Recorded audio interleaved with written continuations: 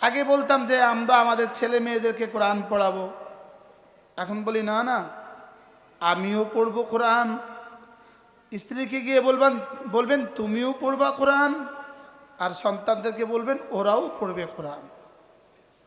কোরআন পড়বে কে কে বলেন? আমি তুমি সে। মূলত কোরআন কোনো এক বিশেষ গোষ্ঠীর জন্য কোরআনে কারীম মাখসুস না। শুধু মাদ্রাসাওয়ালারা পড়বে কোরআন, বিষয়টা এরকম না। কোরআন শুধু মাদ্রাসাওয়ালাদের জন্য কোরআন নাজিল হয় নাই, শুধু কোরআন নাজিল হয়েছে প্রতিটা মানুষের জন্য, প্রতিটা মুমিনের জন্য কোরআন নাজিল হয়েছে।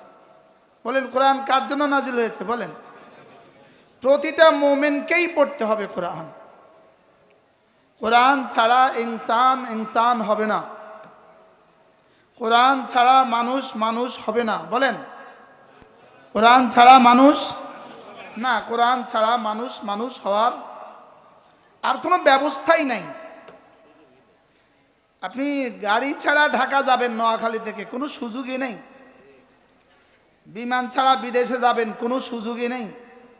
আপনি কোরআন ছাড়া জান্নাতে চলে যাবেন, কোনো সুযোগই নেই। আপনি কোরআন ছাড়া মানুষ হবেন, কোনো সুযোগই নেই।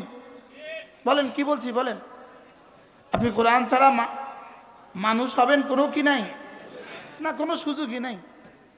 আল্লাহ তাআলা রহমান, আল্লাহ তাআলা ইনসানকে ইনসান বানাবার জন্য কোরআন দিয়েছেন। রহমান মানুষকে মানুষ বানাবার জন্য কোরআন দিয়েছেন। বলেন আল্লাহ তাআলা মানুষকে মানুষ বানাবার জন্য কি দিয়েছেন? বলেন আল্লাহ তাআলা মানুষকে মানুষ বানাবার জন্যই কোরআন দিয়েছেন। হুজুরকে এখানে দিলে ভালো হয়, দূরে বসে আছে। হুজুর আসেন না, হুজুর সামনে দেন, এই আপনাদের সাথে মিলে দেন। কোরআন দিয়েছে কেন? বলেন মানুষকে মানুষ বানাবার জন্য। বলেন কোরআন দিয়েছে কেন? বলেন আবার বলেন কোরআন কেন দিয়েছে? মানুষকে মানুষ বানাবার জন্য কোরআন দিয়েছে। আমি কোরআনের সাথে জুড়ব কিভাবে? আমি কোরআনের সাথে প্রথম জুড়ব কোরআনকে বিশ্বাস করে। কোরআনকে কি করে? বলেন কোরআনের উপর ঈমান এনে। ইউমিনুনা বিমা উনজিলা ইলাইক, এ হলো প্রথম কোরআনের কারীমের সাথে লাগা। আমানার রাসূলু বিমা উনজিলা ইলাইহি মির রাব্বিহি ওয়াল মুমিনুন কুল্লুন আমানা বিল্লাহি ওয়া মালাইকাতিহি ওয়া কুতুবিহি ওয়া রুসুলিহি। প্রথম বিষয় হলো কোরআনে কারীমের উপর বিশ্বাস করা। এজন্য নতুনভাবে তাজদীদ করেন, আমানতু বিল্লাহি ওয়া মালাইকাতিহি, এরপরে পড়েন অকুতুবিহি, অকুতুবিহি। এজন্য কুতু টান নাই, কুতুবিহি, অকুতুবিহি ও রুসুলিহি। আমানার রাসূলু বিমা উনজিলা ইলাইহি মির রাব্বিহি ওয়াল মুমিনুন বিমা উনজিলা ইলাইহি, যে রাসূল ঈমান এনেছেন বিমা উনজিলা ইলাইহির উপর। বিমা উনজিলা ইলাইহি মানে কোরআন। বলেন বিমা উনজিলা ইলাইহি মানে কি? বলেন বিমা উনজিলা ইলাইহি মানে কোরআন। ওয়াল্লাযীনা ইউমিনুনা বিমা উনজিলা ইলাইক, বিমা উনজিলা ইলাইক মানে কোরআন। এজন্য প্রথম বিষয় হলো কোরআনে কারীমের উপরে ঈমান আনা। বলেন সবাই বলেন আমরা কোরআনে কারীমের উপরে ঈমান আনলাম। এটাকে দৌড়ান, মাঝে মাঝে বলবেন, এটা মাঝে মাঝে বলবেন, এটা মাঝে মাঝে বলবেন। আমানার রাসূলু বিমা উনজিলা ইলাইহি মির রাব্বিহি ওয়াল মুমিনুন। আজীব বিষয়, প্রথম শব্দই বলেছেন বিমা উনজিলা ইলাইহি মির রাসূলিহি, বিমা উনজিলা ইলাইহি মির রাব্বিহি, এটা প্রথম বলেছেন। এরপরে বলেছেন কুল্লুন আমানা বিল্লাহ। তাও আবার এটা শুধু বলে শেষ করেন নাই। এই আয়াতে কারিমা রব্বে করিম তার হাবিবকে আরশে আজিমে ডেকে নিয়ে দিয়েছেন। এই আয়াত আরশে আজিমে নাজিল হয়েছে। সুবহানাল্লাহ। 7 আসমানের উপরে এই আয়াতে কারিমা নাজিল হয়েছে। সূরা বাকারার শেষ 2 আয়াত কোথায় নাজিল হয়েছে? 7 আসমানের উপরে সূরা বাকারার শেষ 2 আয়াত নাজিল হয়েছে। এটা রব্বে করিম তার রাসূলকে মেরাজে ডেকে নিয়ে হাদিয়া দিয়েছে। এজন্য রাসূল করিম সাল্লাল্লাহু তাআলা আলাইহি ওয়াসাল্লাম ইরশাদ করেন, কোন মানুষ যদি রাত্রিবেলা এই দুই আয়াতে কারিমা পড়ে, সূরা বাকারার শেষ দুই আয়াত যদি কোনো মানুষ পড়ে, আল্লাহর নবী বলেন কাফাতা কাফাতা। সবাই পড়েন কাফাতা। যার তরজমা আপনি বলবেন দ্যাটস ওকে, এটা তোমার জন্য যথেষ্ট, এটা তোমার জন্য যথেষ্ট। এই দুই আয়াত মুখস্থ করে নেবেন। এই দুই আয়াত কি করে নেবেন বলেন? যদি মাওলানা এত সুন্দর করে বলেছেন, মাওলানার বয়ানটা লিখা উচিত। আজকের যে বয়ান মাওলানা ইউনুস করেছে, এটা লিখে রাখা উচিত। এটা বাংলাদেশের লেখা উচিত, এটা লিখা উচিত। কোরআনে কারীমের সাথে যেই লাগে সেই দামি হয়, যেই লাগে সে দামি হয়, যেই লাগে সে দামি হয়। বলেন, কোরআনের সাথে যেই লাগে সে দামি হয়। বলেন বলেন বলেন। যে বিশ্বাস দিয়ে লাগবে সেও দামি, যে তেলাওয়াত দিয়ে লাগবে সেও দামি, যে পড়ানো দিয়ে লাগবে সেও দামি, যে বোঝানো দিয়ে লাগবে সেও দামি, যে বোঝা দিয়ে লাগবে সেও দামি। এটা এমন এক কিতাব, এটার সাথে লাগলেই দামি হয়। এটা আলোর মহাসাগর, এটা আলোর মহা উৎস। বলেন, এটা আলোর কি বলেন? এটা আলোর মহা উৎস। উৎস উৎস উৎস মানে কি? আলোর উৎস সূর্য? না না, আলোর উৎস সূর্য নয়, আলোর উৎস কোরআন। সুবহানাল্লাহ। রব্বে কারীম দুনিয়াতে দুটো আলো দিয়েছেন। একটা আলো দিয়েছেন চোখের আলো, আরেকটা আলো দিয়েছেন হৃদয়ের আলো। চোখের আলো ছাড়া হৃদয়ের আলো, চোখের আলো একটা দিয়েছেন, চোখের আলো আরেকটা দিয়েছেন হৃদয়ের আলো। বাহিরে দিয়েছেন দুটো আলো, একটা দিয়েছেন সূর্যের আলো, আরেকটা দিয়েছেন কোরআনের আলো। সুবহানাল্লাহ। সূর্যের আলো ছাড়া চোখের আলো অচল, চোখের আলো ছাড়া সূর্যের আলো অচল, হৃদয়ের আলো ছাড়া কোরআনের আলো অচল, কোরআনের আলো ছাড়া হৃদয়ের আলো অচল। বুঝেন নাই কিছু? সূর্যের আলো যদি চোখের আলোর সাথে না লাগে, এই চোখ আপনার হাতে, নিজের হাতেই দেখে না। অমাবস্যার রাত, বাহিরের আলো নাই, চোখের আলো তো ঠিকই আছে, লেকিন নিজের হাত দেখা যায় না। কেন নিজের হাত দেখা যায় না? এখানে বাহিরের আলো, লেকিন চোখের আলো ঠিকই আছে কিনা বলে? চোখের আলো ঠিকই আছে। ঠিক যেমনি ভাবে কোরআনের আলো লাগবে, হৃদয়ের আলো লাগবে। হৃদয়ের আলো যদি ঠিক থাকে, কোরআনের আলো, তার হৃদয়ের আলোর সাথে কোরআনের আলো লেগে গেলে হেদায়েত জিন্দা হয়। চোখের আলোর সাথে সূর্যের আলো না লাগলে কখনোই দেখা উজুদে আসে না, দেখা অস্তিত্ব লাভ করে না।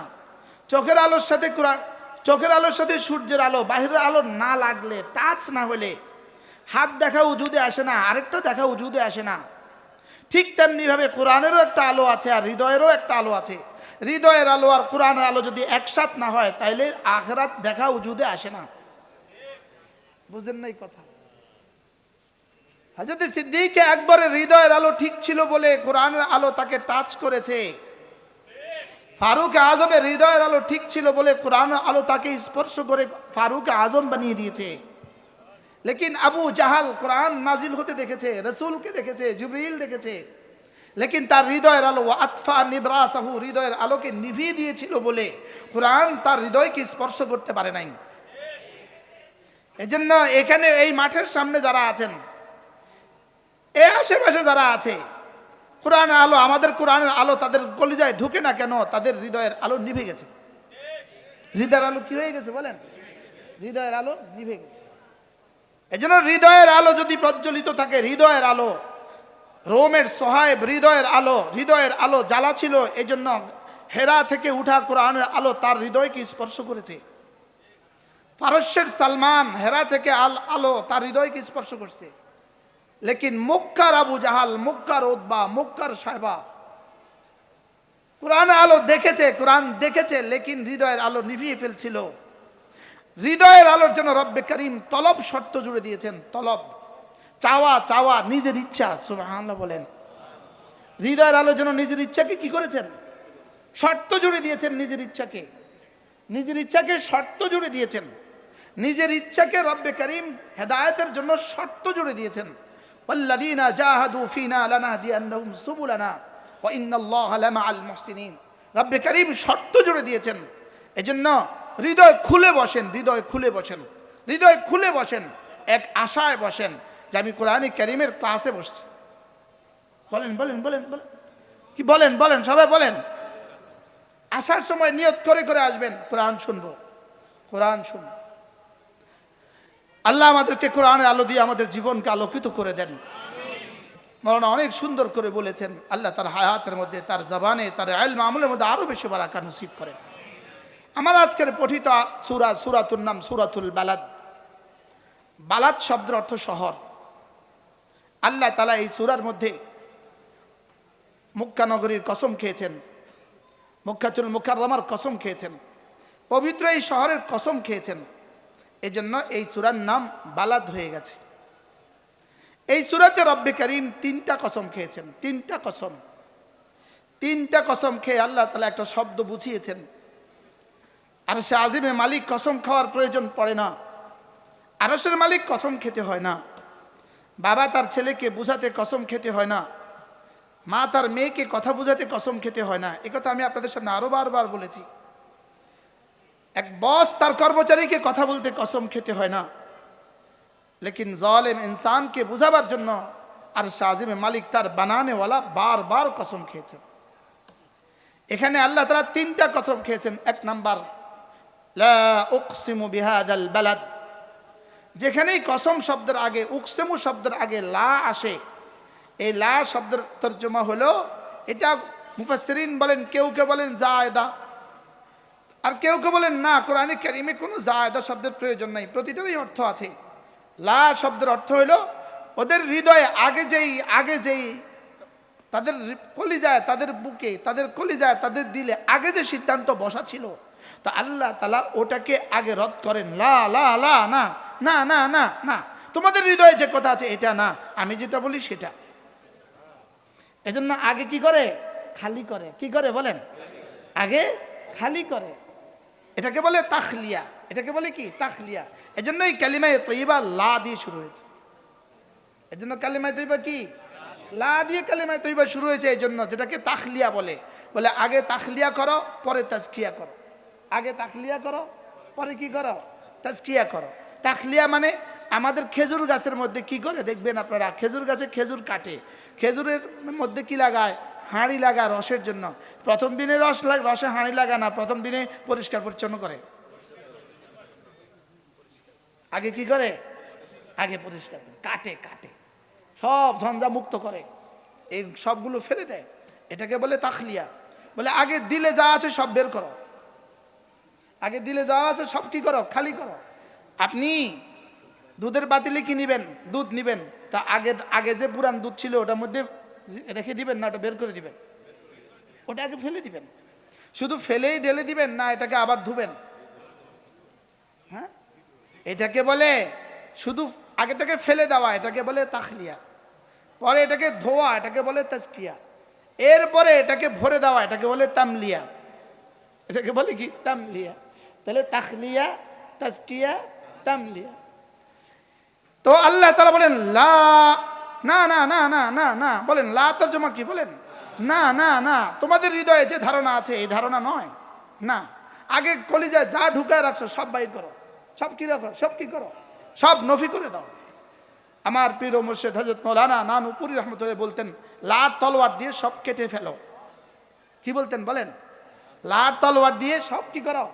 লা ইলাহা ইল্লাল্লাহ, লা, বলেন লা লা ইলাহা ইল্লাল্লাহ, যে লা তলোয়ার দিয়ে সব কেটে ফেলো, কলিজা থেকে লা দিয়ে সব বের করে দাও।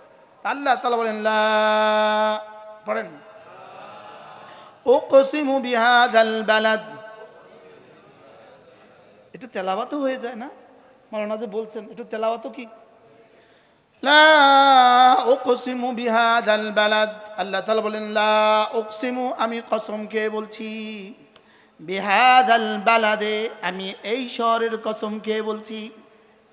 কোন শহর? মক্কা নগরী। আমি মক্কাতুল মুকাররমার কসম খেয়ে বলছি, আমি এই শহরের কসম খেয়ে বলছি। রব যেই শব্দের কসম খান এটা বড় মোজামশাই হয়, এটা বড় দামি বস্তু হয়, এটা বড় কি হয় বলেন? এটা বড় দামি বস্তু হয়। আল্লাহ তাআলা বলেন লা উকসিমু বিহাযাল বালাদ, আমি এই শহরের কসম খেয়ে বলছি। এবার রব্বুল আলামিন সামনে একটা জুমলায়ে মুতারাজা বলেছেন, এই শহরটা কেমন জানো? ওয়া আনতা হিল্লুম বিহাযাল বালাদ, আর আপনি না, আর আপনি এমন এক মানুষ, আপনি এমন এক সত্তা। ওয়া আনতা হিল্লুম বিহাযাল বালাদ, এই শহর তো এমনিতেই দামি, এই শহর তো এমনিতেই দামি, বাড়তি ওয়া আনতা হিল্লুম বিহাযাল বালাদ, আপনি এই শহরে অবস্থান করে এই শহরকে 4 চাঁদ লাগিয়ে দিয়েছেন, এই শহরকে আরো দামি বানিয়ে দিয়েছেন। এই শহরকে কি বানিয়ে দিয়েছেন? ওয়া আনতা হিল্লুম বিহাযাল বালাদ, আপনি এই শহরে অবস্থান করে এই শহরকে আরো দামি বানিয়েছেন। এটা হলো এক তরজমা, শহর দামি, রাসূল দামি। আসলে মূলত শহরের কোনো দাম হয় না, আসলে মূলত শহরের কোনো দাম হয় না, আসলে মাকানের কোনো দাম হয় না, মাকানের দাম হয় মাকিন দ্বারা, মাকান দাম হয় মাকিনের দ্বারা। শহরের কোনো দাম হয় না, শহরের দাম হয় শহরে অবস্থানকারীর দ্বারা। মনে হয় বুঝেন না? হ্যাঁ, আচ্ছা, গুলশানের জায়গা, গুলশানের মাটি, গুলশানের মাটি আর আন্ডারসরের মাটি তো মাটি একই, কথা কয় না? হ্যাঁ, গুলশানে বাড়ি করতে ইট লাগে, আন্ডারসরে বাড়ি করতেও তো ইটই লাগে, হ্যাঁ নাকি? তো এটার দাম, এটা 10 তলা বাড়ি করতে যা খরচ, গুলশানে বাড়ি করতেও তাই খরচ, লেকিন এটাতে ভাড়া দিতে হয় 2000 টাকা 1 ইউনিট, ওটাতে ভাড়া পায় 1 ইউনিট 80,000 টাকা। বেশ কমটা কি? ওটা দামি কেন হইলো? ওখানে কিছু ভালো দামি মানুষ থাকে, বুঝে নাই কথা। ওখানে কি থাকে বলেন? আল্লাহ তাআলা বলেন লা উকসিমু বিহাযাল বালাদ, আমি এই শহরের কসম খেয়ে বলছি। ওয়া আনতা হিল্লুম বিহাযাল বালাদ, আর হাবিব আপনি এই শহরে থাকছেন, এজন্য এই শহরটা বড় দামি। সুবহানাল্লাহ।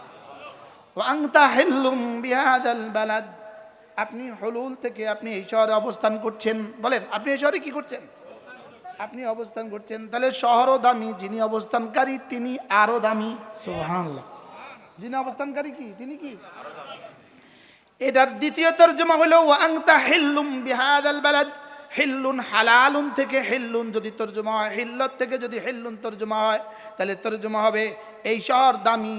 আর এই শহর কি জানেন? এই শহরে সব হারাম, সব হারাম।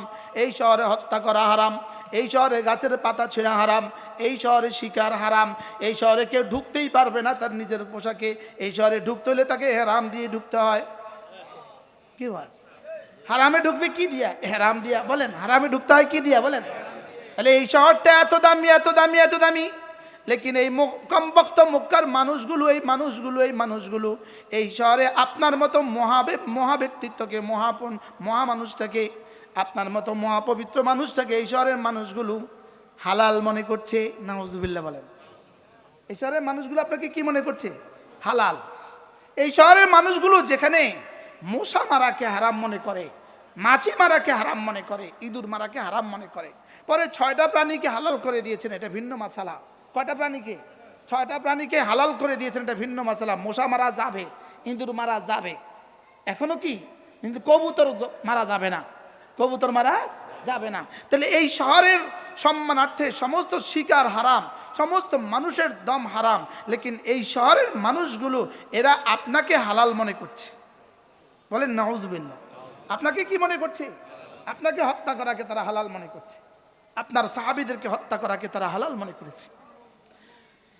3 নম্বর তরজমা হলো ওয়া আনতা হিল্লুম বিহাযাল বালাদ, হাবিব এই শহরের কসম খেয়ে বলছি, এই শহর মহাপবিত্র শহর, এই শহরে সব হারাম, লেকিন অচিরেই একদিন আসবে যে এই শহরকে আমি আপনার জন্য একদিনের জন্য হালাল ঘোষণা দিব। ফতে মক্কার দিন আল্লাহ তাআলা কি করেছেন? বাইতুল্লাহতেও হত্যা করাকে কি করেছেন? হালাল ঘোষণা দিয়েছেন। একদিন বাইতুল্লাহতেও হত্যা করা হালাল ছিল। ওই বাইতুল্লাহতে একদিন হত্যা করা হালাল ছিল। হালাল হওয়ার পরে আল্লাহ রসুল এরপরে একদিন পরে আল্লাহ তাআলা আবার বললেন, না, আমি বাইতুল্লাহকে আবার আগের মতো করে দিয়েছি, কিয়ামত পর্যন্ত বাইতুল্লাহতে আর কোনো খুন রেজি হালাল হবে না। রাসূলের জন্য আর হালাল ছিল না, শুধু একদিনের জন্য কি ছিল? হালাল ছিল। তাহলে 3টা তরজমা আমরা পাইলাম, লা উকসিমু বিহাযাল বালাদ ওয়া ওয়ালিদিন ওয়া আনতা হিল্লুম বিহাযাল বালাদ। রব্বুল আলামিন বলেন, আমি এই শহরের কসম খেয়ে বলি, আর আপনি এই শহরে অবস্থান করছেন, অথবা এই শহরে আপনাকে হালাল মনে করছে, অথবা এই শহরে আপনার জন্য এই শহরকে একদিন হালাল করে দেওয়া হবে। এরপরে আল্লাহ তাআলা 3 নম্বর কসম, তৃতীয় কসম বলেন ওয়া ওয়ালিদি ওয়া মা ওয়ালাদ। ওয়ালিদ মানে বাবা পিতা, ওয়ালিদ মানে পিতা, ওয়ালাদ মানে সন্তান, ওয়া মা ওয়ালাদা ওয়ালিদ মানে পিতা, আর ওয়ামা ওয়ালাদা যা পিতারা সন্তান হিসাবে যাকে গ্রহণ করে, ওয়ামা ওয়ালাদা মানে সন্তান। তাহলে আল্লাহ তাআলা বলেন আমি ওয়ালিদের কসম কে বলি, ওয়া ওয়ালিদিন আমি বাবার কসম কে বলি, পিতার কসম কে বলি, ওয়ামা ওয়ালাদা এবং সন্তানের কসম কে বলি। ওয়ালিদ মানে হলো হযরত আদম, আর ওয়ামা ওয়ালাদা মানে হলো আদম সন্তান। এবার বলুন তো দেখি ওয়া ওয়ালিদিন ওয়া ওয়ালিদিন ওয়ামা ওয়ালাদা, ওয়ামা ওয়ালাদার মধ্যে কার কার কসম খেয়েছে? বলেন আমি তুমি সে, বলেন কে কে? কার কার কসম? সে তারা তুমি তোমরা আমি আমরা সবার কসম। এক শব্দের মধ্যে কোটি কোটি টু দি পাওয়ার কোটি কোটি কসম হয়ে গেছে একটা শব্দ। সুবহানাল্লাহ, শুধু একটা শব্দ ওয়ামা ওয়ালাদা। পৃথিবীতে যত মানুষ ছিল, যত মানুষ আছে, যত মানুষ আসবে, সকলের কসম একসাথে খেয়েছে। এবার 3টা কসম খেয়ে আল্লাহ তাআলা যেই কথাটা বোঝাতে চাচ্ছেন, 3টা কসম খাওয়ার পরে আল্লাহ তাআলা বলেন, পড়েন আমার সাথে, লাকাদ খালাকনাল ইনসানা, পড়েন লাকাদ খালাকনাল ইনসানা ফি কাবাদ, লাকাদ খালাকনাল ইনসানা ফি কাবাদ। আল্লাহ তাআলা বলেন কসম খেয়ে আমি বলছি শুনো শুনো শুনো, লাকাদ অবশ্যই অবশ্যই, লাকাদ মানে 2 বার অবশ্যই অবশ্যই, লাকাদ মানে কয়বার? অবশ্যই অবশ্যই 2 বার। আর আগে ছিল কসম 3টা, তাহলে আগে ছিল 3 বার অবশ্যই অবশ্যই অবশ্যই, এখন হলো 2টা অবশ্যই অবশ্যই। প্রতিটা কসম মানে অবশ্যই, বলেন প্রতিটা কসম মানে কি? প্রতিটা কসম মানে বক্তৃতাটাকে কি করা? মজবুত করা। বক্তৃতাটাকে কি করা? মজবুত করা। একটা কসম হলে মজবুত যদ্দূর, দ্বিতীয় কসম খেলে মজবুত আরো বেশি, তৃতীয় কসম খেলে মজবুত কি আরো বেশি। এবার আল্লাহ তাআলা বলেন অবশ্যই অবশ্যই, লাকাদ খালাকনাল ইনসানা ফি কাবাদ, আমি অবশ্যই অবশ্যই মানুষ বানিয়েছি। লাকাদ খালাকনাল ইনসানা, পড়েন লাকাদ খালাকনাল ইনসানা, আমি মানুষ বানিয়েছি ফি কাবাদিন, ফি কাবাদ। আপনারা সবাই জানেন কলিজা আরবি হলো কাবেদুন, কলিজা। কাবেদুন মানে কলিজা, কাবেদুন মানে কি? কাবেদুন মানে হলো কলিজা, কলিজা। আল্লাহ তাআলা বলেন আর কাবাদ, কাবাদা ইয়াকবিদু, কাবাদ এটা শব্দের অর্থ হলো কষ্ট। বলেন কি? কষ্ট। বলেন কি? আশিদ্দা অশিক্কা ওয়াল মুশাক্কা, কষ্ট। তাইলে এখন কষ্ট দিয়া কলিজাকে কষ্ট দিয়া নাম রাখলো কি লিগা? কাবেদকে কাবেদ কেন বলে? মানুষ যখন যে কোনো অঙ্গে কষ্ট পায়, এই কষ্ট কলিজা অনুভব করে। কষ্ট অনুভব করে কে? বলেন কলিজা দিয়ে কষ্ট অনুভব করে। এই জন্য কলিজা কষ্ট দিয়েই কলিজার নাম হয়ে গেছে কষ্ট। কষ্ট দিয়ে কি অনুভব করে? কলিজা কি অনুভব করে? কষ্ট অনুভব করে কিসে? বলেন কলিজা দিয়া। এই জন্য কলিজার নাম কি? কাবাদ। কলিজার নাম হয়ে গেছে কি? তা আল্লাহ তাআলা বলেন লাকাদ খালাকনাল ইনসানা ফি কাবাদ, আমি অবশ্যই মানুষ বানিয়েছি কষ্টের মধ্যেই, আমি মানুষ বানিয়েছি। বলেন বলেন বলেন বলেন, কষ্টের মধ্যেই আমি কি? দুধ ছাড়তে বাচ্চার কষ্ট কেমন, বাচ্চার মার কষ্ট কেমন? কি হয়? বাচ্চার কষ্ট কি পরিমাণ, কলিজার কান্না। হ্যাঁ, 2 বছর শেষে যখন বাচ্চারা আস্তে আস্তে দুধ বন্ধ করে, তখন বাচ্চার কষ্টটা কেমন? প্রত্যেকেরই তো অভিজ্ঞতা আছে। কি ভাই? প্রত্যেকেরই, আমাদের যাদের বাচ্চা আছে তাদের তো অভিজ্ঞতা আছে। বাচ্চার কষ্ট কেমন, একদিকে বাচ্চার কষ্ট কেমন, আরেকদিকে বাচ্চার মায়ের কষ্ট কেমন। মারও কষ্ট, বাচ্চারও কষ্ট, বাবারও কষ্ট, দাদারও কষ্ট, এরপরে শিশুকালের কষ্ট, এরপরে জওয়ানির কষ্ট, এরপরে পড়াশোনার কষ্ট। আমাদের এক বিশ্ববিখ্যাত বুজুর্গ ছিলেন হযরত মাওলানা জুলফিকার আলী নকশবন্দি দামাত বারাক, গতকাল পর্যন্ত বলতাম দামাত বারাকাতুম, আজকে বলতে হয় রাহিমাহুল্লাহ তাআলা, ইন্তেকাল হয়ে গেছে। হযরত মাওলানা জুলফিকার আলী নকশবন্দি রাহিমাহুল্লাহ তাআলা, আল্লাহ তার কবরকে জান্নাতের টুকরো বানিয়ে দেন। গত বছর রমজান মাসে বাইতুল্লাহ মদিনায় তৈয়বা হজরতের সাথে আমার মুসাফা করার সৌভাগ্য হয়েছিল। এটাই ছিল শেষ দেখা, জানা ছিল না যেটা শেষ দেখা হবে। আল্লাহ তাআলা তার কবরকে জান্নাতের টুকরো বানিয়ে দেন। তিনি বলেন যে ইনসান মানুষ মনে করে এটার পরে এটা, যেমন ধরেন মানুষ কি মনে করে, যেমন ধরেন একটা কনস্টেবল সে মনে করে যদিও দারোগা হয়ে যেতে পারি আর কোনো কষ্ট থাকবে না। এবার কষ্ট মষ্ট করে দারোগা হয়ে গেলে আগের থেকে 10 গুণ বেশি কষ্ট, মনে হয় বুঝেন না। এবার মনে করে যদি একটা ওসি হয়ে যেতে পারি আর কষ্ট থাকবে না। এবার কষ্ট মষ্ট করে 20-30 লাখ টাকা ঘুষ টুস খাওয়ায়া এবার যখন ওসি হয়ে যায় তো দারোগা থেকে 100 গুণ বেশি কষ্ট। বলেন না বাস্তব না বাস্তব? এরপরে মনে করেন না যদি এডিশনাল এএসপি হয়ে যেতে পারি আর কোনো কষ্ট নাই। এবার কষ্ট করে এএসপি হয়ে গেলে আরো বেশি কষ্ট। এবার এডিশনাল এসপি হয়ে গেলে আরো বেশি কষ্ট। এবারে এসপি হয়ে গেলে আরো বেশি কষ্ট। এবার মনে করে ডিআইজি হলে বুঝি আর কষ্ট হবে না, ওরে ডিআইজি হলে আরো বেশি কষ্ট। শুধু কষ্ট বাড়ে দিন দিন। শুধু কষ্ট কি করে বলেন? দিন দিন শুধু কষ্ট বাড়ে। কি বলে হুজুর কোনো টেনশন নাই জীবনে আমার, শুধু আমার ছেলেটা পড়াশোনা করে না, শুধু ছেলেটা পড়াশোনা করে না। এবার যখন একটু পড়াশোনা শুরু করছে হুজুর আর কোনো কষ্ট নাই, শুধু একটা কষ্ট, যদি মেট্রিকে ভালো ফলাফল করতো।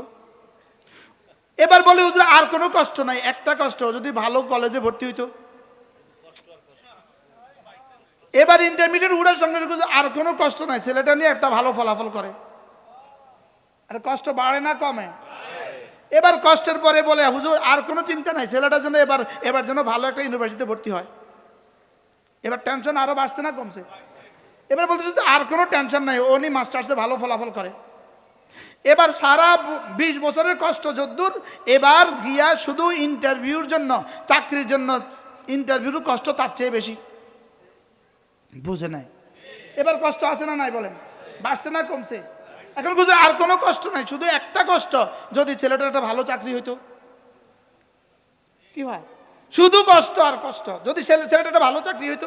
এবার ভালো চাকরি হওয়ার পরে কি বলে হুজুর আর কোনো কষ্ট নাই, ছেলেটা যদি একটু ভালো বিয়ে করাইতে পারতাম। এবার বিয়ে করাবার পর হুজুর আর কোনো কষ্ট নাই, ছেলেটার ঘরে কোনো বাচ্চা টাচ্চা হয় না। বুঝে না?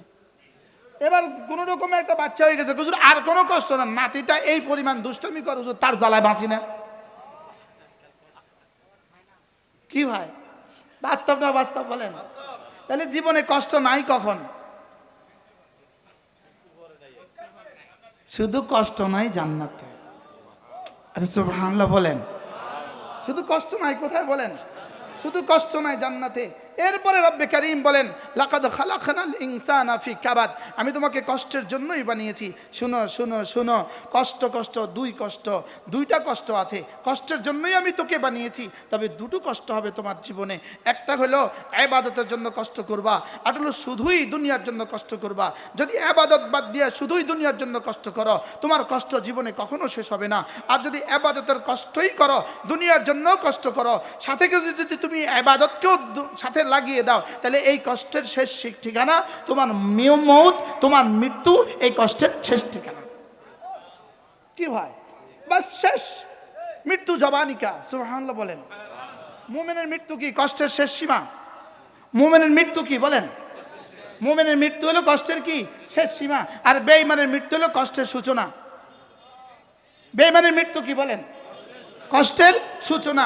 বেঈমানের মৃত্যু হলো কষ্টের সূচনা, বেনামাজের মৃত্যু হলো কষ্টের সূচনা, হারামখোরের মৃত্যু হলো কষ্টের সূচনা।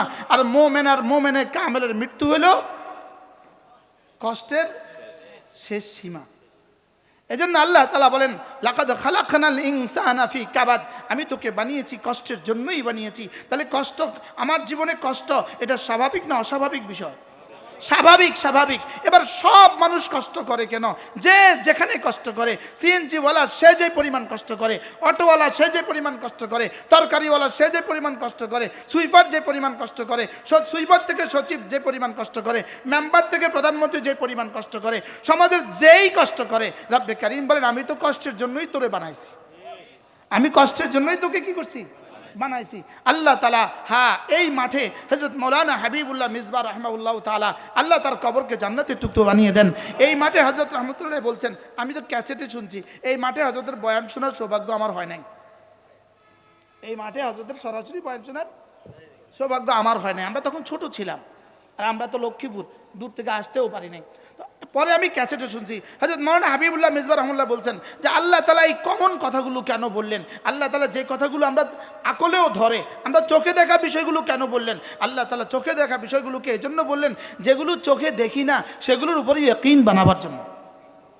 যেগুলো চোখে দেখি না সেগুলোর উপরে কি ইয়াকিন বানাবার জন্য। যে তুমি দেখো, আমি এখানে যা বলেছি, আমি তোমার বেলা যা বলেছি ঠিক, জান্নাতের বেলা আমি যা বলেছি এটাও ঠিক। এখানে যেমন আমি কষ্টের জন্যই বানিয়েছি, কষ্ট ছাড়া এখানে কে আছে? কষ্ট ছাড়া কেউ আছে? ধনিয়া বিক্রেতার কষ্ট আছে না নাই বলেন? মরিচ বিক্রেতার কষ্ট আছে না নাই বলেন? এখানে কষ্ট নাই কার? বাংলাদেশে কষ্ট নাই শুধু নেতাদের, শুধু নেতাদের কষ্ট নাই। ওরা বসে আছে এসি রুমে আর ওদের কর্মচারীরা এখান থেকে টাকা তোলে।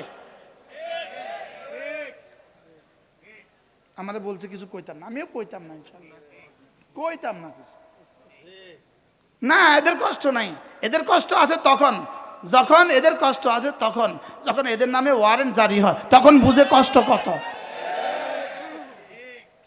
বলে কষ্ট নাই, কষ্ট বলে নাই, আরে কষ্ট আছে না নাই বলেন না? যখন ওয়ারেন্ট জারি হয় তখন কারোর খেরের পাড়ার নিচে গিয়া ঘুমা। বাস্তব না বাস্তব? তাহলে বোঝা গেছে কষ্ট, কষ্ট সবারই কষ্ট। আমাদের কোনো কষ্ট নাই, হুজুরদের কোনো কষ্ট নাই, নাই কষ্ট। কষ্ট সবারই কষ্ট আছে।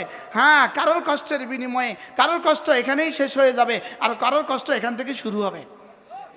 কি ভাই? লাকাদ খালাকনাল ইনসানা ফি কাবাদ, পড়েন লাকাদ খালাকনাল ইনসানা ফি কাবাদ। আমি কষ্টের মধ্যেই তোকে বানিয়েছি, কষ্টের জন্যই আমি তোকে বানিয়েছি। আল্লাহ আমাদের কষ্টকে, দুই কষ্ট, আমাদের কষ্টকে জান্নাতের জন্য কষ্ট বানিয়ে দেন।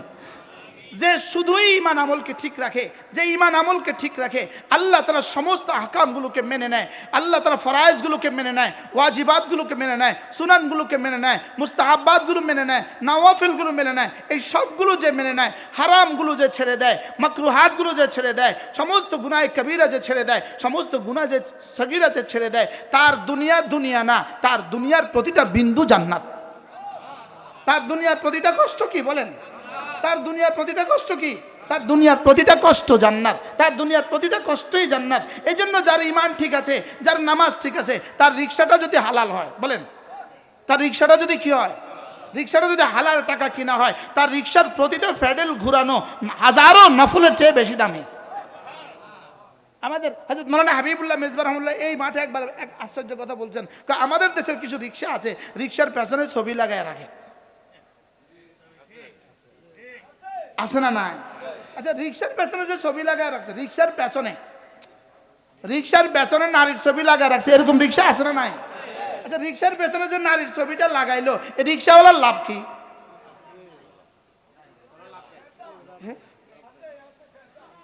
রিক্সাওয়ালার লাভ আছে সেন্সা। আচ্ছা, তার কোনো লাভ আছে বলেন তো দেখি? আচ্ছা, এটা কত নম্বরের বেকুব? তুই লাগাইলি কিনলে তোর তো কোনো লাভ নাই। এই তো রিক্সার পেছনে ছবি লাগানো আছে না নাই বলেন? অটোর পেছনে ছবি লাগানো আছে না নাই বলেন? এই অটোওয়ালার লাভ কি? অটোওয়ালার লাভ নেই। এই জন্য তুমি বিনা লাভে এই গুনাহটা করতে গেলে কেন? এটা বিনা লাভে গুনাহ, বিনা মজায় গুনাহ। বলেন বলেন বলেন বলেন, এটাকে বলে গুনাহে বেলজ্জত। গুনাহে কি? বেলজ্জত। লজ্জত ছাড়া গুনাহ, লজ্জত ছাড়া কি? লজ্জত ছাড়া গুনাহ। ইমাম রাজি রহমতুল্লাহ আলাইহি তাফসীরে কবীরের মধ্যে লাকাদ খালাকনাল ইনসানা ফি কাবাদ, এটা আশ্চর্য একটা কথা বলেছেন আল্লামা ইমাম রাজি রাহমাহুল্লাহ। তিনি বলেন আসলে আল্লাহ তাআলা দুনিয়া বানালেন কেন? খেয়াল করেন, খেয়াল করেন, একটু খেয়াল করেন। দুনিয়া আল্লাহ তাআলা লজ্জতের জন্য বানান নাই, দুনিয়া স্বাদ আস্বাদনের জন্য আল্লাহ দুনিয়া বানান নাই, স্বাদ গ্রহণের জন্য আল্লাহ দুনিয়া বানান নাই, মজা মারার জন্য আল্লাহ দুনিয়া বানান নাই। মজা মারার জন্য বানিয়েছেন শুধুই জান্নাত, মজার জন্য আল্লাহ দুনিয়া বানান নাই। বলেন কি বলছি বলেন? মজার জন্য আল্লাহ দুনিয়া কি করেন নাই? বানান নাই। ইমাম রাজি রহমতুল্লাহ লিখছেন না না, দুনিয়া আল্লাহ মজার জন্য বানান নাই। তাহলে বলবেন আমরা খাবারের মধ্যে মজা যে পাই, খাবারের মধ্যে মজা যে পাই, তিনি বলেন যে না, খাবার খাওয়া আল্লাহ মজার জন্য বানান নাই। খাবার খাওয়া বানিয়েছেন মিন আলামিল জুয়ে, খিদার কষ্ট থেকে বাঁচার জন্য আল্লাহ খাবার বানিয়েছেন। যদি খাবার মজার জন্যই বানাইতেন, শুধু মজা বুঝার জন্য যদি খাবার বানাইতেন, তাহলে দেশি মুরগি তো অনেক মজা, তাহলে তুমি পারলে 10টা খাও। মনে হয় বুঝেন না, এটা কি সম্ভব? দেশি ডিম তো অনেক ভালো, তাহলে তুমি 50টা খাও। তাহলে বোঝা গেছে দুনিয়া মজার জন্য বানায় নাই। দুনিয়া কি বলেন, দুনিয়া মজার জন্য কি বানায় নাই। তিনি বলেন যে খাবারের কষ্ট, খাবার আমরা কেন খাই? মজার জন্য আমরা খাবার খাই না, খাবার দিয়েছেন শরীরের পেটে খিদার কষ্ট থেকে বাঁচার জন্য। এবার তিনি বলেন কাপড় কেন দেয়? কাপড় আমরা লজ্জাতের জন্য কাপড় পরি না, কাপড় পরতে দিয়েছেন রব্বে কারীম শীত আর গ্রীষ্মের কষ্ট থেকে বাঁচার জন্য। এবার বলে তাহলে আমার ঘর কেন হবে? আমার ঘর দিয়েছেন আল্লাহ তাআলা আমাকে গরম আর ঠান্ডা, বৃষ্টি আর সূর্য থেকে বাঁচার জন্য আমাকে ঘরের ব্যবস্থা দিয়েছেন। তাহলে আমাকে শুধু লজ্জতের জন্য কি দেন নাই? ঘর লজ্জতের জন্য দেন নাই। লজ্জত মানে কি? স্বাদ মজা। লজ্জতের জন্য কি দেন নাই? ঘর লজ্জতের জন্য দেন নাই। কাপড় চোপড় শুধুই স্বাদের জন্য দেন নাই। খাবার শুধুই স্বাদের জন্য দেন নাই। বিবি শুধু স্বাদের জন্য দেন নাই। বিবি দিয়েছে আমাকে গালাজাতের থেকে আমাকে বাঁচার জন্য, আমার শরীরটাকে গালাজত থেকে হারারত থেকে বাঁচার জন্য আমাকে বিবির ব্যবস্থা দিয়েছেন। লজ্জতের জন্য দেন নাই। লজ্জতের জন্য যদি দিতেন তাহলে 70টা বিবি ইস্তেমালের সুযোগ দিয়ে দিতেন, না এটা তো দুনিয়াতে সুযোগ নাই। 70টা ডিমের সুযোগ দিয়ে দিতেন, না এটা দুনিয়াতে সুযোগ নাই। 70টা মুরগির সুযোগ দিয়ে দিতেন, না এটার সুযোগ নাই। তাহলে বোঝা গেছে দুনিয়া লজ্জতের জন্য আল্লাহ বানান নাই, লজ্জতের জন্য বানিয়েছেন জান্নাত। এই জন্য লজ্জতের জন্য যেহেতু জান্নাত বানিয়েছেন, এই জন্য জান্নাতে ডিম কত খাইবা? লজ্জত যতক্ষণ লাগে ততক্ষণ। আরে সুবহানাল্লাহ বলেন। মজা যতক্ষণ লাগে ততক্ষণ। 10টা, হ্যাঁ কি? এবার কাপড়ের লজ্জত জান্নাতে, এই জন্য একসাথে পড়বা 70টা জোড়া। সুবহানাল্লাহ বলেন। এই জন্য বিবির লজ্জত জান্নাতে, এই জন্য একসাথে 70,000। সুবহানাল্লাহ বলেন। এবার ঘর বাড়ির লজ্জত জান্নাতে, এই জন্য তোমার জন্য যে ঘর হবে এটা 10 দুনিয়া বরাবর। এবার বলুন তো দেখি শরাবের লজ্জত কোথায়? শরাবের মজা জান্নাতে, শরাবের মজা জান্নাতে, মধুর মজা জান্নাতে, দুধের মজা জান্নাতে, পানির মজা জান্নাতে, বিবির মজা জান্নাতে, হুরের মজা জান্নাতে, গেলমানের মজা জান্নাতে। কি ভাই, তাহলে দুনিয়াতে কি বলেন? শুধু কষ্ট। দুনিয়াতে শুধু কি বলেন? দুনিয়াতে শুধু কষ্ট। তাহলে ফজর নামাজ পড়তে কষ্ট আছে না নাই বলেন? ফজর নামাজ পড়তে কষ্ট আছে না নাই? ইনশাআল্লাহ 3 নম্বর সূরাতে আমরা এটা আরো আলোচনা করব ইনশাআল্লাহ। আজকে থেকে 3য় দিনে ইনশাআল্লাহ আরো বেশি আলোচনা আসবে। আল্লাহ তাআলা কষ্টের জন্যই দুনিয়াকে বানিয়েছেন। বাকি কষ্ট 2 কষ্ট। এক কষ্ট দিয়ে চিরস্থায়ী মজা দিয়ে দিবে, আর আরেক কষ্ট দিয়ে চিরস্থায়ী কষ্ট দিয়ে দিবে। কি ভাই, এক কষ্ট চিরস্থায়ী কি? তাহলে ফজর নামাজ কষ্ট আছে না নাই? হ্যাঁ, ফজর নামাজে কষ্ট আছে না নাই? কি পরিমাণ কষ্ট ফজর নামাজে। আজকে আমি এক আজীব পড়া পড়ছি, আজীব পড়া। একটু আগে আমি আমার দোস্তদেরকে বলছি, মাওলানা যে এখন আয়সা বসে ওয়াজ করছে, আপনি মনে করেন না ওই গাড়ি থেকে নামে এখানে ওয়াজ করে গেছে গা, এর জন্য সে ঘন্টা ঘন্টা পড়তে হয়েছে। আর আমি যে আপনাদের এখানে বসছি 1 বছর শত ঘন্টা আমাকে পড়া লাগছে। এটা শুধু আয়সা ওয়াজ করে দিয়ে এটা বিষয়টা এরকম না। লাকাদ খালাকনাল ইনসানা ফি কাবাদ, এর জন্য কষ্টে বুকে মাটি লাগানো লাগছে।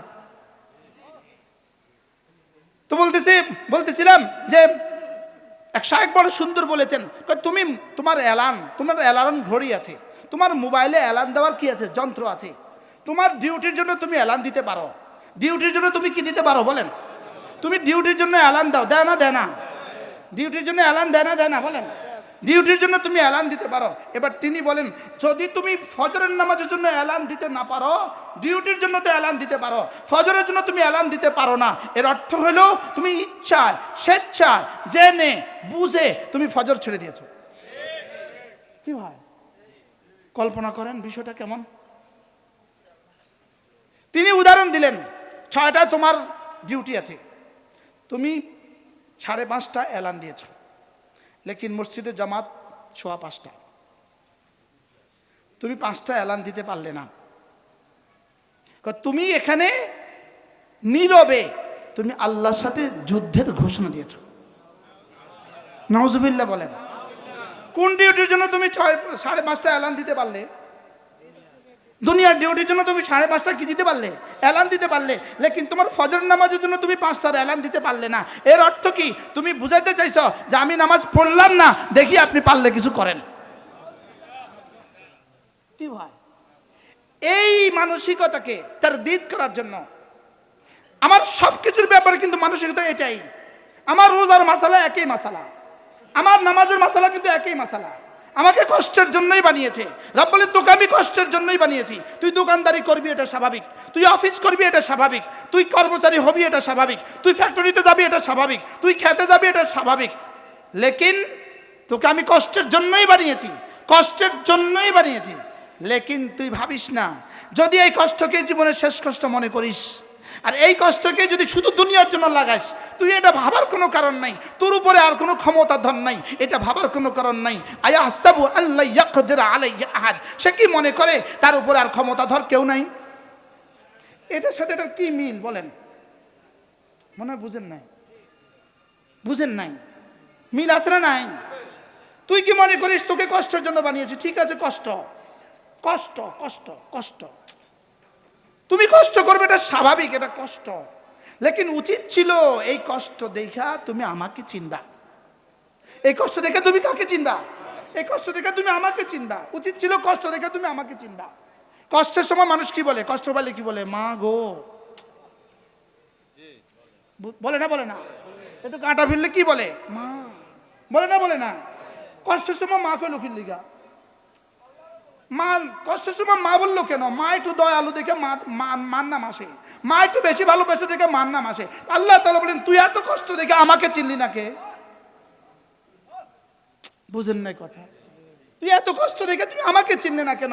এই জন্য আল্লাহ তাআলা বলেন আয়াহসাবুল ইনসান আল্লা ইয়াকদির আলাইহি আহাদ, মানুষ তুমি কি ভেবেছ আল্লা ইয়াকদির আলাইহি আহাদ, তোমার উপরে পৃথিবীতে আর কেউ ক্ষমতাধর নাই? তুমি কি এটাই ভেবেছো? তুমি কি মনে করে আছো তোমার উপরে ক্ষমতাধর কেউ নাই?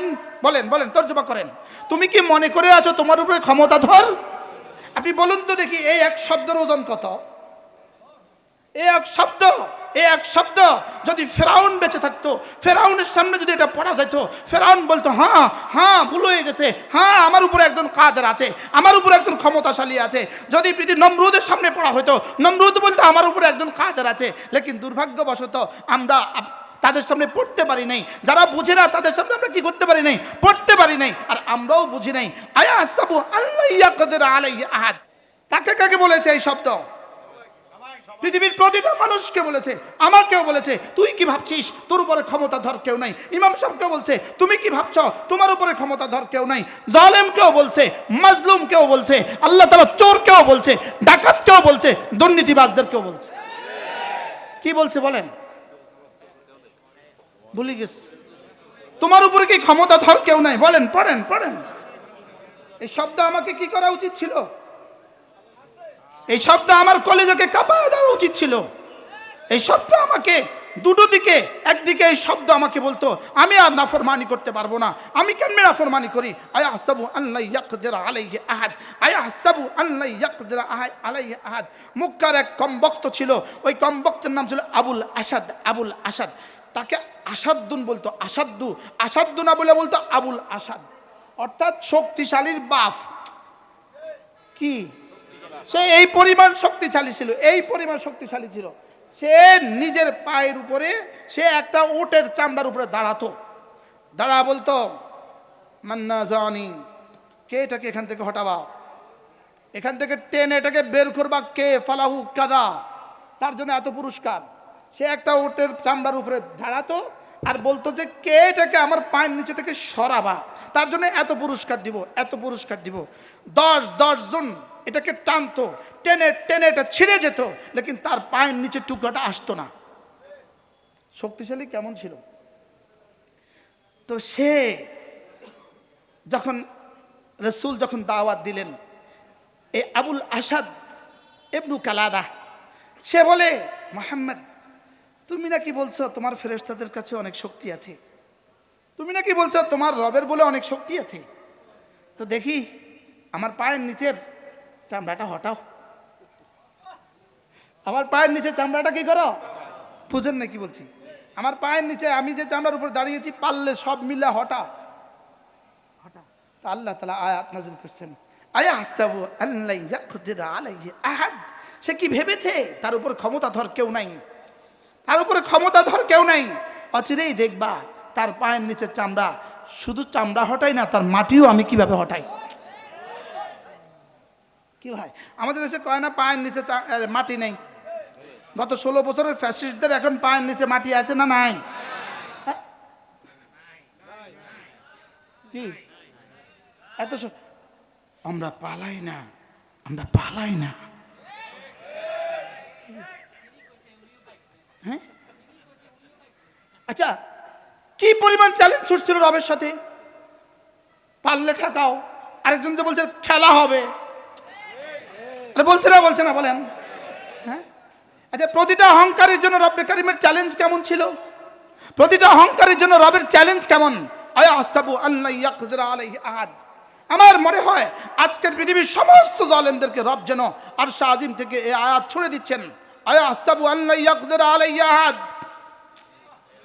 বলেন না, পড়েন না, যেন আরশ আজিমে এই আওয়াজ গুঞ্জরিত হচ্ছে। কি হচ্ছে বলেন? যেখানে ওই আয়াত যেন গুঞ্জরিত হচ্ছে, আয়াহসাবু আল্লা ইয়াকদির আলাইহি আহাদ। হে জালেম সম্প্রদায়, তুমি কি ভেবেছো তোমার উপরে ক্ষমতাধর কেউ নাই? গত 16টা বছর এভাবে নির্যাতিত হয়ে, এভাবে নিগৃহীত হয়ে আজকে দেশে ফিরে এসে আজকের এই মানুষগুলো আবার কিভাবে দুর্নীতি করে। হাও কনা নাও কনা, বলেন কি করে না বলেন? আর জোর বলেন, করে না বলেন? কিভাবে করে? এত ফিডার পরেও, এত পিটাইর পরেও উচিত ছিল না তওবা করে ফেলা? উচিত ছিল না? উচিত ছিল না 5ই আগস্টের পরে সমস্ত নেতা কর্মীদের উদ্দেশ্যে এক ভাষণ দেওয়া, আজ থেকে দেশে দুর্নীতি হবে না? উচিত ছিল কিনা বলেন?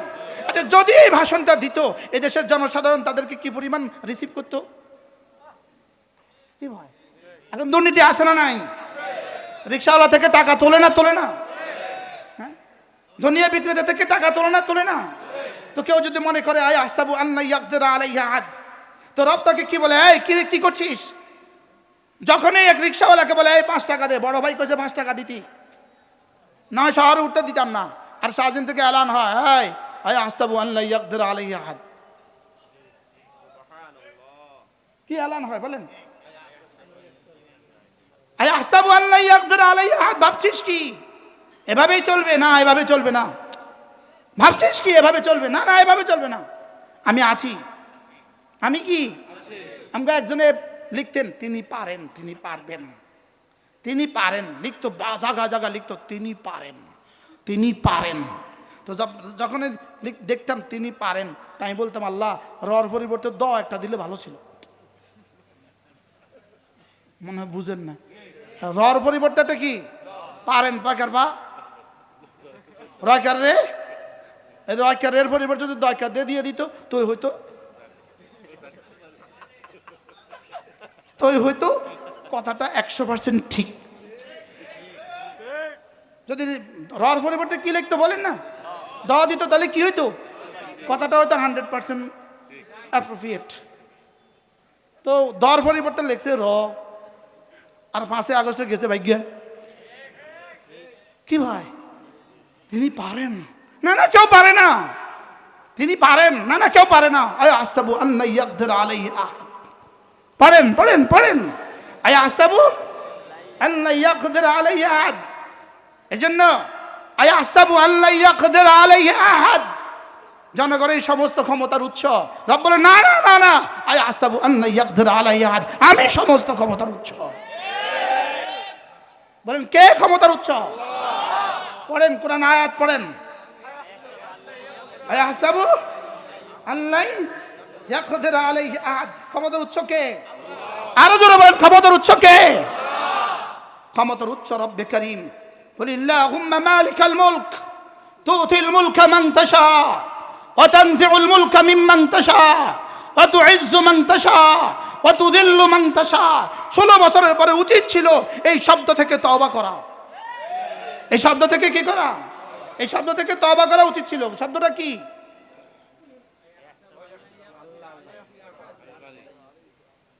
এটা থেকে নি তওবা করা। আয়াহসাবু আল্লা ইয়াকদির আলাইহি আহাদ থেকে তওবা করা। উচিত ছিল কি থেকে তওবা করা? এই আকীদার বিশ্বাস থেকে তওবা করা। জনগণের সমস্ত ক্ষমতার উৎস, এখান থেকে 1000 বার তওবা করা উচিত। কি বলছি বলেন? জনগণ সমস্ত ক্ষমতার উৎস। আরো আবার বলেন, জনগণ সমস্ত ক্ষমতার উৎস? না না না, বলেন না।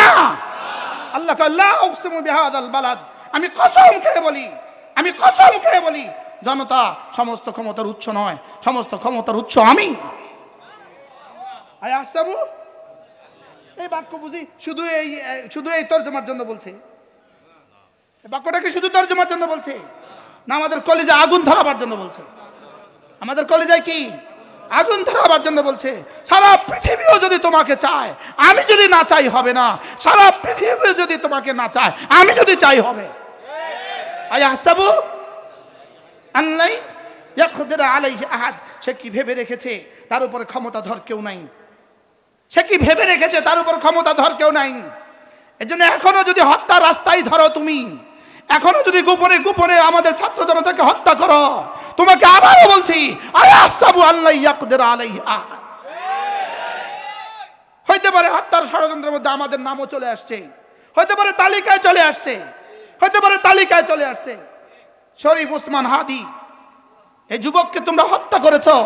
এই যুবককে হত্যা করে তোমরা, যুবক চেয়েছিল শুধুই ঢাকা ৮ আসনের এমপি হইতে।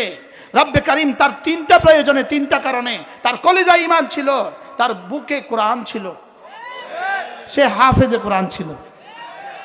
সে কি ছিল? সে আমার একদম স্পষ্ট দলিল, সে হাফেজে কোরআন ছিল।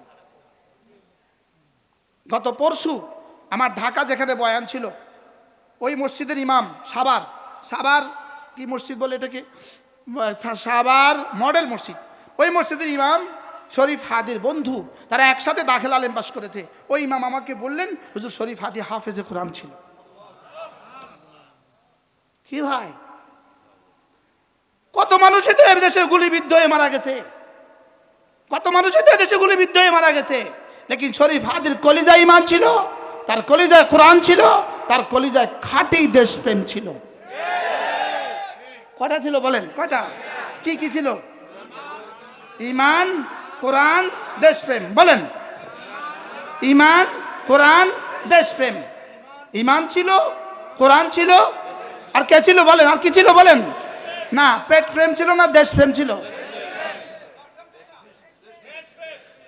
ঈমান ছাড়া না ঈমান সহ? কোরআন ছাড়া না কোরআন সহ? এজন্য ঈমানের সাথে যদি কোরআনও থাকে, আর ঈমান আর কোরআনের সাথে যদি দেশপ্রেম থাকে, এরা শরীফ ওসমান হাদি হয়। এরা কি হয়? এরা খালিদ ইবনে ওয়ালিদ হয়, এরা তারিক বিন জিয়াদ হয়, এরা মুসা বিন উকবা হয়, এরা শরীফ ওসমান হাদি হয়। এরা কি হয় বলেন? আর যে ঈমান ছাড়া, কোরআন ছাড়া, এরকম বহুত নেতা পৃথিবী থেকে চলে গেছে, পৃথিবীর কেউ তাদের জন্য কাঁদে না। অজু ছাড়াই জানাজা পড়ে। অজু ছাড়াই কি পড়ে বলেন? অজু ছাড়াই জানাজা পড়ে। হ্যাঁ, জানাজা অনেক মানুষ হইতে পারে, অজু ছাড়াই হয়। কি 18 কোটি মানুষের চোখে পানি এসেছে। আমার মনে হয় আপনারা আমার সাথে একমত হবেন না? এত মানুষ তার জন্য কাঁদবে কেন? আরে বাবা, 10 লাখ মানুষ যদি জানাজা হয়, 10 কোটি যারা বাংলাদেশে কাঁদছে, 15 কোটি। আমি তো জানাজা যেতে পারি নাই, কাঁদছি। শুধু একদিন কাঁদি নেই, 1 সপ্তাহ কাঁদছি। অথচ আমার দুর্ভাগ্য, জানা সৌভাগ্য বলবো, ও গুলিবিদ্ধ হওয়ার আগের দিন পর্যন্ত আমি ওকে চিনতাম না। আমি ফেসবুকে থাকি না, আমি বুঝি না। গুলিবিদ্ধ হওয়ার পরে শুনছি এক যুবক গুলিবিদ্ধ হয়েছে, আর এরপরে দেখলাম তার কোরআন শুদ্ধ। সুবহানাল্লাহ বলে। ফজরের নামাজে পড়া ছাড়া সে কখনোই ঘর থেকে বের হইতো না। সে ফজর জামাতে পড়তো, জুমার নামাজ পড়ে তার গুলিবিদ্ধ হওয়া। সুবহানাল্লাহ বলেন। জুমার নামাজ কি জামাতে নিয়ে পড়ে না ঘরে পড়ে? কি ভাই, তাইলে বোঝা গেছে কেউ যদি মনে করে গুলি করে করে আমাদেরকে শেষ করে দিবা, আবার ফিরে আসবা, রব বলেন না না না না না না, আয়াহসাবু আল্লা ইয়াকদির আলাইহি আহাদ, আমি আছি। আচ্ছা, কি বলে কোরআন? কোরআন কি বলে? কোরআন কি বলে? পড়েন, আয়াহসাবু আল্লা ইয়াকদির আলাইহি আহাদ। পড়েন, আয়াহসাবু আল্লান ইয়াকদির আলাইহি আহাদ, আয়াহসাবু আল্লান ইয়াকদির আলাইহি আহাদ। বলেন বালা, লা ইলাহা ইল্লাল্লাহ, লা ইলাহা ইল্লাল্লাহ, লা ইলাহা ইল্লাল্লাহ ওয়াহদাহু লা শারীকা লাহু, লাহুল মুলকু ওয়া লাহুল হামদু ওয়া হুয়া আলা কুল্লি শাইইন কাদির। আয়াহসিবু আল্লা ইয়াকদির আলাইহি আহাদ, সে কি মনে করে যে তার উপরে কোনো ক্ষমতাধর নাই? সে কি মনে করে তার উপরে কাদের কেউ নাই? সে কি মনে করে তার উপরে কাদির কেউ নাই? সে কি মনে করে তার উপরে মুক্তাদের কেউ নাই? আমি কাদের, আমি কাদির, আমি মুক্তাদের, আমি কবি। সুবহানাল্লাহ। আয়াহসাবু আল্লা ইয়াকদির আলাইহি আহাদ। পড়েন। হ্যাঁ, যদি আমার সুযোগ থাকতো আমি এই আয়াত ফজর পর্যন্ত পড়তাম। কলিজায় কথা বসান, আমার উপর একজন কুদরতওয়ালা আছে। আমি যে ফজর পড়ি না, আমার উপরে কুদরতওয়ালা আছে। আমি যে জোহর পড়ি না, আমার উপরে কুদরতওয়ালা আছে। আমি যে আসর পড়ি না, আমার উপরে কুদরতওয়ালা আছে। আমি যে মাগরিব পড়ি না, আমার উপরে কুদরতওয়ালা আছে। আমি যে দোকান বন্ধ করি না, আমার উপরে কুদরতওয়ালা আছে। আমি যে অফিস বন্ধ করি না, আমার উপরে কুদরতওয়ালা আছে। আমি যে মিটিং বন্ধ করি না, আমার উপরে কুদরতওয়ালা আছে। এজন্য আমি বলি, আজকে যারা ইসলামের নামে রাজনীতি করছেন, আপনাদের হাতে ধরে বলবো, পায়ে ধরে বলবো, আগামী নির্বাচনের আগে কোন মিটিং এ যেন আপনাদের জামাত ছুটে না যায়। না তারা ঠিক জোরে কয় না, না তারা বলিস না, তারা জোরে ঠিক কয়। কি বলছি বলেন? না, জামাত তরক হইতে পারবে না। বলেন ইনশাআল্লাহ, বলেন। কি বলছি, কি বলছি, কি বলছি, কইছি কি এটা জোরে বলেন। আমি কি শুধু একজনকে কইছি, এক নেতারে কইছি? আমি তো সারা বাংলাদেশের সবাই কইছি। শুধু বাংলাদেশকে বলছি না, ঢাকা বিজেপিকে বলছি না, এটা সবাইকে বলছি। কেউ নিজেকে নিয়ে না, যদি মনে আমার দেখে কইছি। কি আয়াহসাবু আল্লা ইয়াকদির আলাইহি আহাদ, তোমার এই কথা ভাবার কোনো কারণ নাই। তোমার ফজরের হিসাব দেওয়া লাগবে না, এই কথা ভাবার কোনো কারণ নাই। তোমার জোহরের হিসাব দিতে হবে না, এই কথা ভাবার কোনো কারণ নাই। তোমাকে নামাজের হিসাব দিতে হবে না, এই কথা ভাবার কোনো কারণ নাই। তোমাকে রোজার হিসাব দিতে হবে না, এই কথা ভাবার কোনো কারণ নাই। তুমি যদি বলো আমার অনেক মাল আছে, রব্বে কারীম বলেন ইয়াকুলু আহলাকতু মালাল লুবাদা, ইয়াকুলু আহলাকতু মালাল লুবাদা, সে বলে আমি তো অনেক মাল খরচ করে ফেলেছি, আমি তো অনেক মাল রেখে দিয়েছি, আমি তো অনেক মাল খরচ করেছি। রব্বে কারীম বলেন তোমার মাল, তোমার চেয়ে বেশি মাল খরচ করনেওয়ালা সেও যেমন টিকে নাই, তুমিও টিকবা না। তোমার চেয়ে বেশি ক্ষমতাধর সেও যেমন টিকে নাই, তুমিও টিকবা না। অতএব মালের দম, মালের বড়াই আমার সাথে হবে না। সুবহানাল্লাহ। বলে কি, তোমার শক্তির বড়াই আমার সাথে হবে না, তোমার মালের বড়াই আমার সাথে হবে না। কি বলছে বলেন, বলেন, বলেন, কি বলছে? তোমার মালের বড়াই কেন? তোমার মাল তো কারুন থেকে বেড়ে যায় নাই। দেখো না কারুনকে আমি জমিনে কিভাবে ধসিয়ে দিয়েছি। শেষ তার 5 আগস্ট যাওয়ার সময় শেষবেলা বলেছিল তোদের জন্য তো আমি অনেক মাল খরচ করেছি। আজীব কথা। 5 আগস্ট যাওয়ার সময় 11টা বাজে সেনাপ্রধানকে কি বলেছেন? তোমাদের জন্য আমি তো অনেক মাল খরচ করেছি, তোমরা আমার কথা শুনছো না কেন? তোমাদের জন্য তো আমি অনেক মাল খরচ করছি। দেখছেন আল্লাহ যেমনি করছে এমনি কর। সুবহানাল্লাহ। আল্লাহ করছেটা কি? যেদিন এই কথা বলছে তোমাদের জন্য আমি অনেক মাল খরচ করেছি, সেদিনেই যেতে এই সূরা আমাকে এবার তাফসীর করতে হবে। আমি তো আমার পড়া ছিল, আমি তো আল্লাহ কইছি তো, তুমি যেমনি কইছো এমনি তো কি? ইয়াকুলু আহলাকতু মালাল লুবাদা, 2-4টা মাল যদি হয়ে যায় বাচ্চাটাকে আর কোরআন পড়ায় না। আস্তে কয়, জি আস্তে কয়। বাস্তব না বাস্তব? 2-4টা মাল যদি হয়ে যায় ছেলের বিয়েতে দিন মতো আর বিয়ে হয় না। বাস্তব না বাস্তব? 2-4টা মাল যদি হয়ে যায় মেয়েটাকে আর দিন দেখে বিয়ে দেয় না। বাস্তব না বাস্তব? 2-4টা মাল যদি হয়ে যায় তো মেয়ের বিয়েতে দিন মতো আর চলে না। বাস্তব না বাস্তব? রব যেন কিয়ামত পর্যন্ত আনেওয়ালা সমস্ত মালওয়ালাকে ঘোষণা দিয়ে বলেন, তোর উপরে আমি আছি, তোর মাল তোকে বাঁচাতে পারবে না। মা আগনা আনহু মালুহু ওয়া মা কাসাব। আল্লাহ, মা কোন সূরা? সপ্তাহ হাফেজ মাশাআল্লাহ। সূরা লাহাব দেখছেন নি কারবার? পড়ার লগে লগে বুঝে বলেন তো দেখি। মা আমরা পারেন তো আমরা। আগনা আনহু মালুহু ইযা কাসাব ওয়া মা কাসাব। মা আগনা আনহু মালুহু, তার মাল তাকে বাঁচাতে পারে নাই। মা আগনা আনহু মালুহু, 832 ভরি স্বর্ণ রেখে গেলেন। এখন এই স্বর্ণগুলো আল্লাহু আকবার কবীরা বাঁচাতে পারে নাই। ওগুলো রাখছিল কি লেগা? বিপদে কাজে আসবে। কথা কয় না। হ্যাঁ, স্বর্ণগুলো রাখছিল কি লেগা? এখন কি কাজে আসছে না মামলাতে আরো সহযোগী হয়েছে? আশ্চর্য কথা। কি হারাম মাল কি প্রয়োজনে কাজে আসে না প্রয়োজনে ধ্বংস? আরো আরো আরো ধ্বংসের মধ্যে আরো তেল দেয়, আগুনে আরো কি দেয় বলেন? তেল দেয় না, মোবিল দেয়। মোবিল কি হারাম মাল ধ্বংসের মধ্যে আরো কি দেয়? আল্লাহ তাআলা বলেন, ইয়াকুলু আহলাকতু মালাল লুবাদা, সে বলে বেড়ায় আমি তো অনেক মাল খরচ করে রেখেছি, আমি তো আমাকে বাঁচাবার জন্য অনেক মাল খরচ করেছি, টাওয়ার বানিয়েছি, আমি তো মাল খরচ করেছি, আমি তো বিদেশে 300টা বাড়ি বানিয়ে রেখেছি। কোরআন যা বলে কেমনে বলে কোরআন? সুবহানাল্লাহ। ইয়াকুলু আহলাকতু মালাল লুবাদা, পড়েন। ইয়াকুলু আহলাকতু মালাল লুবাদা, সে বলে আমি তো অনেক মাল খরচ করে ফেলেছি, আমি তো অনেক মাল সংরক্ষিত করে রেখেছি, আমি তো অনেক বাড়ি বানিয়ে রেখে দিয়েছি, আমি তো বিদেশে অনেক বাড়ি বানিয়ে রেখেছি, আমি তো বাংলাদেশের ট্রেজারিতে অনেক স্বর্ণ রেখে দিয়েছি, প্রয়োজনের সময় কাজে লাগবে। রব্বে কারীম বলেন, জিনা মা আগনা আনহু মালুহু ওয়া মা কাসাব, এক যাররাও কাজে আসবে না। আহলাকতু মালাল লুবাদা, পড়েন।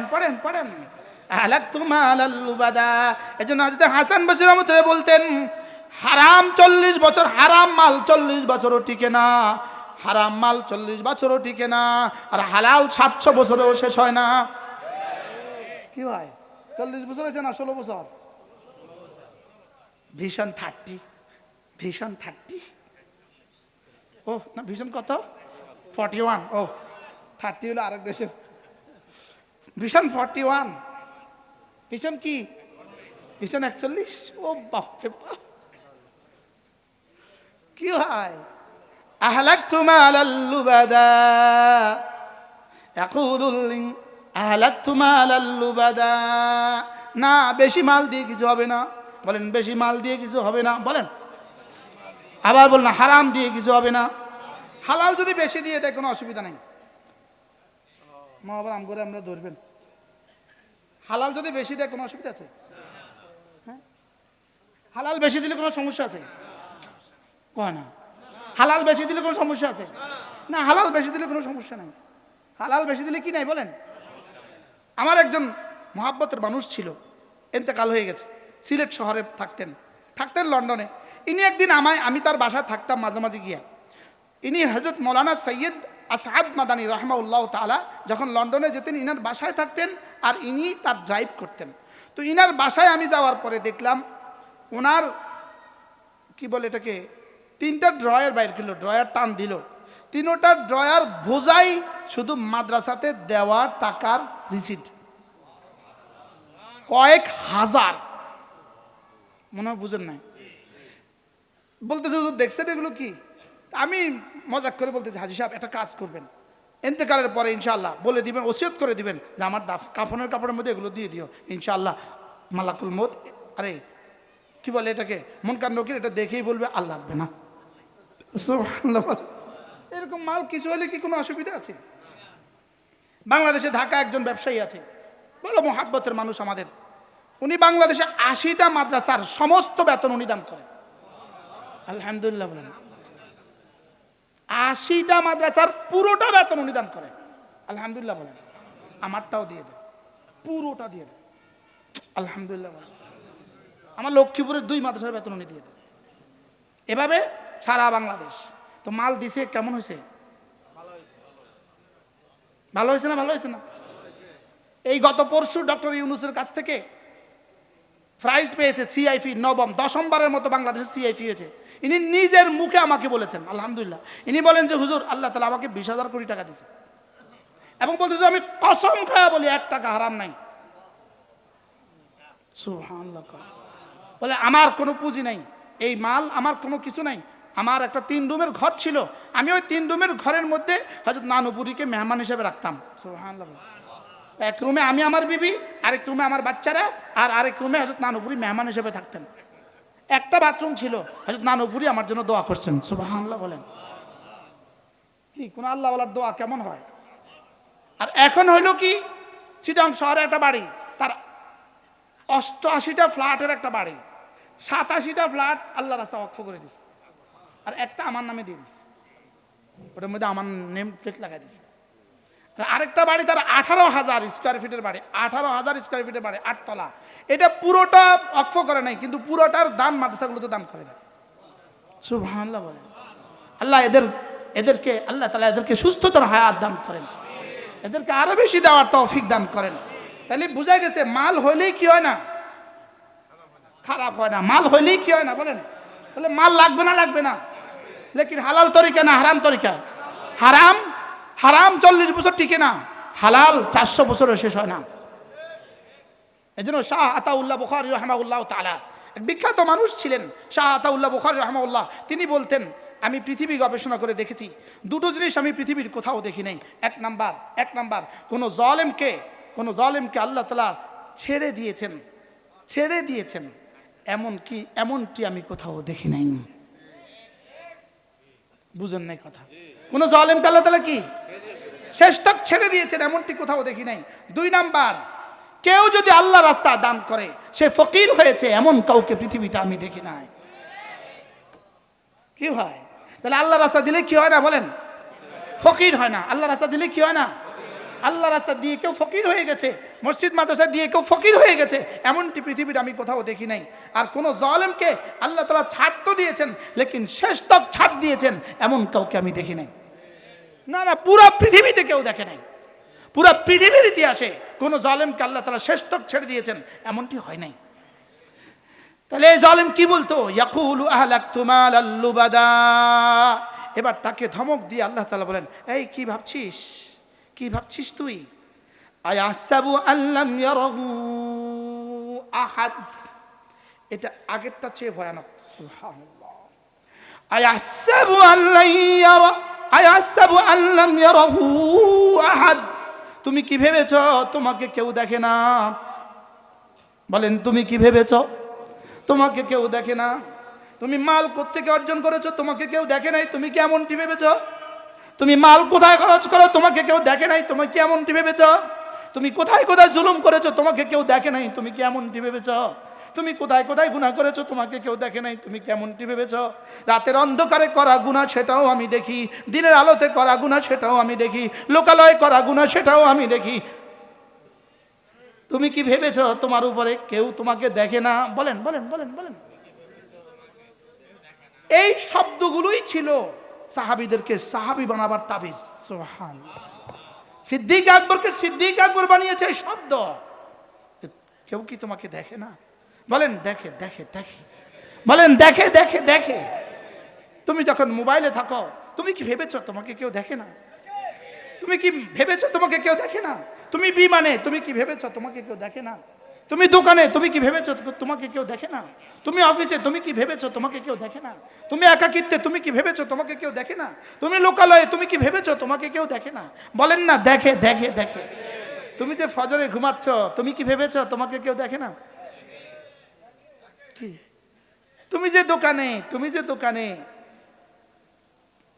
বাংলা চিনি ইন্ডিয়ান চিনি গিয়ে বেশি ফেলছো তুমি কি ভেবেছো তোমাকে কেউ দেখে না?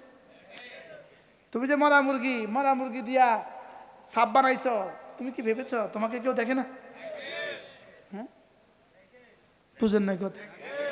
কোন পয়েন্টটা এখানে নাই বলেন? হ্যাঁ, এক শব্দই তো না, একটা শব্দ, একটা শব্দ পুরা মানব জমিনকে, পুরা মানব হৃদয়কে তোলফাড় সৃষ্টি করার মতো শব্দ। তুই ভাবছিস কি তোকে কি কেউ দেখে না? এটাকে জুমলায় খবরিয়া না বললে জুমলায় ইস্তেফামিয়া কেন বলছেন? অ্যাসার্টিভ সেন্টেন্স না বললে ইন্টারোগেটিভ সেন্টেন্স কেন বলছেন? শুধু কলিজা দাগ দেওয়ার জন্য। কি দেওয়ার জন্য বলেন? তুই কি ভাবছিস তোকে কেউ দেখে না? বলেন দেখে, দেখে। আবার বলেন দেখে, দেখে। এটা যদি ভেবে নিতে পারেন, এটা যদি মেনে নিতে পারেন, এটা যদি কলিজায় ঢুকাতে পারেন, তা আপনি হয়ে যাবেন মুহসিন, আপনি হয়ে যাবেন মুহসিন। আর আপনি যদি মুহসিন হয়ে যান, রব বলেন ওয়া ইন্নাল্লাহা লামাআল মুহসিনিন, কথা দিলাম আমি তোমার সাথে আছি, যাও। তুমি এটা কলিজায় ঢুকাও, আলাম ইয়ালাম বিআন্নাল্লাহা ইয়ারা, এটা তোমার কলিজায় ঢুকাও যে আমাকে একজন দেখছেন। বলেন বলেন বলেন, আমাকে একজন, সবাই বলেন এই কথা বলেন, আমাকে একজন দেখছেন, আমাকে একজন দেখছেন। কতক্ষণ দেখেন তিনি আমাকে? কোথায় কোথায়? وما تكون في شأن وما تكون في شأن وما تتلو منه من قرآن وما تعملون من عمل إلا كنا عليكم شهودا إذ تفيضون فيه وما يعزب عن ربك من مثقال ذرة في الأرض ولا في السماء ولا أصغر من ذلك ولا أكبر إلا في كتاب مبين। তুমি যেখানেই থাকো না কেন, যে কাজেই করো না কেন, চাই কোরআনে কারিমে পড়ো না কেন, চাই নামাজেই পড়ো না কেন, চাই মসজিদেই থাকো না কেন, চাই বাজারেই থাকো না কেন, তুমি যে কোনো কাজেই করো না কেন, আমি তোমার সাথে আছি। আমি তোমার কি? আমি তো আয়াহসাবু আল্লা ইয়াকদির আলাইহি আহাদ ইয়াকুলু আহলাকতু মালাল লুবাদা আয়াহসাবু আল্লাম ইয়ারাহু আহাদ। এবার রব্বুল আলামিন বলেন, তোরে আমি তিনটা দলিল দেই, তোরে আমি তিনটা দলিল দেই। তোকে যে আমি ক্ষমতা রাখি তোর উপরে, দলিল দিব আমি তোকে।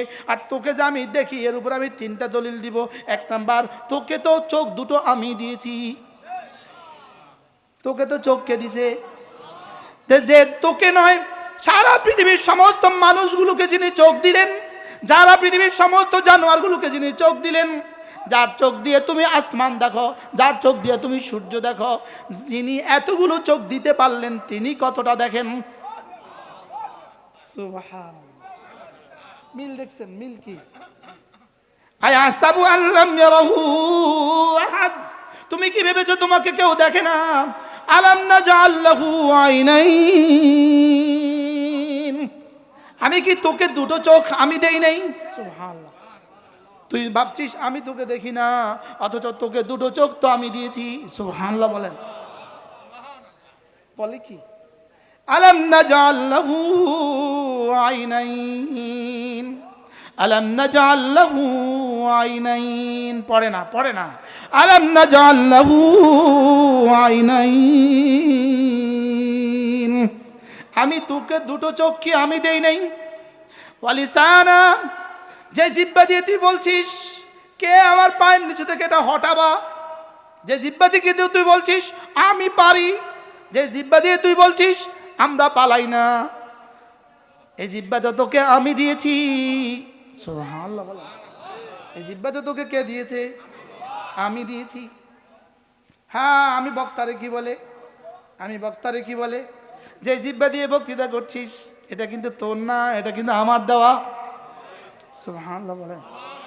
আমার মনে হয় সব বক্তাগুলোকে, সব বক্তা, বাংলাদেশের সব বক্তাগুলোকে একসাথে রব বলে ওয়ালিসানা, যে জিহ্বা দিয়ে তুই ওয়াজ করছিস এই জিহ্বা কিন্তু আমার দেওয়া। সুবহানাল্লাহ বলেন। তুমি আজকে এত বড় এত বড় এত বড়, আমি যদি তোমাকে দুটো চোখ না দিতাম পৃথিবীর কেউ তোকে জিজ্ঞেস করতো না। এখন তো তোমাকে নোবেল প্রাইজ দেওয়া হয়, আমি যদি চোখ না দিতাম তাহলে তোকে নোবেল প্রাইজ থাক দূরের কথা, 4 আনা পয়সা কেউ দান করতো না। কি তাইলে বোঝা গেছে তোমার নোবেল প্রাইজের মূলত, তোমার নোবেল প্রাইজের মূলে আছে আমার দেওয়া চোখ। সুবহানাল্লাহ বলেন। তোমার নোবেল প্রাইজের মূলত কি আছে? আমার দেওয়া চোখ। আমার দেওয়া চোখ যদি না হইতো, মুশতাকুন নবী ভেবে তো দেখো, আমার দেওয়া চোখ যদি না হইতো তুই পড়তি কেমনি? তুই যদি পড়তে না পড়তি তুই স্টেজে বইতি কেমনি? তাহলে আমাকে বলেছে তোকে কি তুই চোখ আমি দেই নাই। সুবহানাল্লাহ বলে। উফ, শেষ করব করব করব, শেষ শেষ শেষ শেষ। আমি তো 5 দিনে 5 সূরার প্রস্তুতি নিয়ে আসছি। আলাম নাজআল লাহু আইনাইন, আমি তোকে দুটো চোখ দিয়েছি। বাকি মজার বিষয় হলো, আমার দেওয়া চোখ যদি আমার সিদ্ধান্ত মতে, আমার দেওয়া চোখ যদি আমার দেওয়া ক্যাটালগ মতে তুমি ইস্তেমাল করো, কথা দিলাম এই চোখ কবরে, হাসরে, মিজানে, কবরে, হাসরে, কবরের পরে কবরে থাকবে না, আবার হাসরে ফেরত দিব। ফেরত দিয়ে এই চোখকে এই পরিমাণ যোগ্যতা দিব, ময়দানে মাঝরে তুই এই চোখ দিয়ে সরাসরি আমাকে দেখবি। দুনিয়াতে 70টা বছর আমার দেওয়া সিদ্ধান্ত মতে চোখের ইস্তেমাল করো, কথা দিলাম দুনিয়াতে 70 বছর আমার দেওয়া সিদ্ধান্ত মতে, আমার দেওয়া ক্যাটালগ মতে চোখের ইস্তেমাল করো, কথা দিলাম জান্নাতে আবার ফেরত দিব। শুধু ফেরত দিব না, এই পরিমাণ যোগ্যতা দিবে, তোর চোখ দিয়ে তুই আমাকে দেখবি। দুনিয়াতে তোর চোখকে তো আমি তোর চোখকে তো দেখার যোগ্যতা দিয়েছি ঠিকই, লেকিন তোর চোখ দিয়ে তুই তো তোর চোখও দেখিস না, তোর চোখ দিয়ে তুই তোর নাকটাও দেখিস না। কি তোমার চোখ দিয়ে তুমি সব দেখো? রব্বে কারীম বলেন তুই কেমনে সব দেখিস? তোর চোখও তো তুই জীবনে দেখিস নাই। সুবহানাল্লাহ বলেন। তোর নাকের ডগাও তো আমি দেখতে দেই না। সুবহানাল্লাহ। তাহলে এটা দিয়ে এটা আর এটাকে বন্ধ রাখছে কি লিগা? কি করব, মন তো চায় চোখের উপরে বলি। আলহামদুলিল্লাহ, চোখের উপরে বললে 2 ঘন্টা বললো। চোখকে সবচেয়ে নাজুক বানিয়েছেন চোখ, মানবদের সবচেয়ে নাজুক অঙ্গ বানিয়েছেন চোখ, সবচেয়ে দুর্বল বানিয়েছেন চোখটাকে। লেকিন চোখটাকে সেফটি দেওয়ার জন্য চোখের উপরে যে বাউন্ডারি দিয়েছেন, এখানে যে বাউন্ডারিটা, যে হাড্ডির বাউন্ডারিটা দিয়েছেন, মাথার তালু থেকে পায়ের তালু পর্যন্ত সমস্ত শরীরের মধ্যে এই হাড্ডিটা সবচেয়ে বেশি শক্ত। সুবহানাল্লাহ বলেন। এটা সবচেয়ে বেশি শক্ত।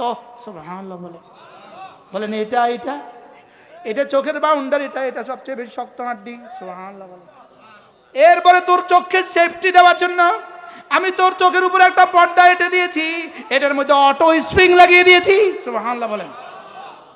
এটার মধ্যে অটো স্প্রিং লাগিয়ে দিয়েছি, এটার মধ্যে অটো স্প্রিং লাগিয়ে দিয়েছি, এটার মধ্যে অটো লাগিয়ে দিয়েছি। অটো প্রতি 8 সেকেন্ডে এটা একবার তোর চোখে মারতেই হয়, ইচ্ছায় অজান্তে তোর মারতেই হয়।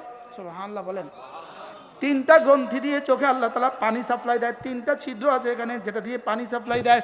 এই চোখে 3টা, এই চোখে 3টা পানি সাপ্লাই দেয়। এই পানি সাপ্লাই দেওয়ার পরে 8 সেকেন্ড পরে যদি এই চোখটা এভাবে বাড়ি দিয়ে এই পানিগুলোকে সম্প্রসারিত করে না দিত, ছিটিয়ে না দিত, এই পানি এখান দিয়ে গড়িয়ে গড়িয়ে পড়ে যেত।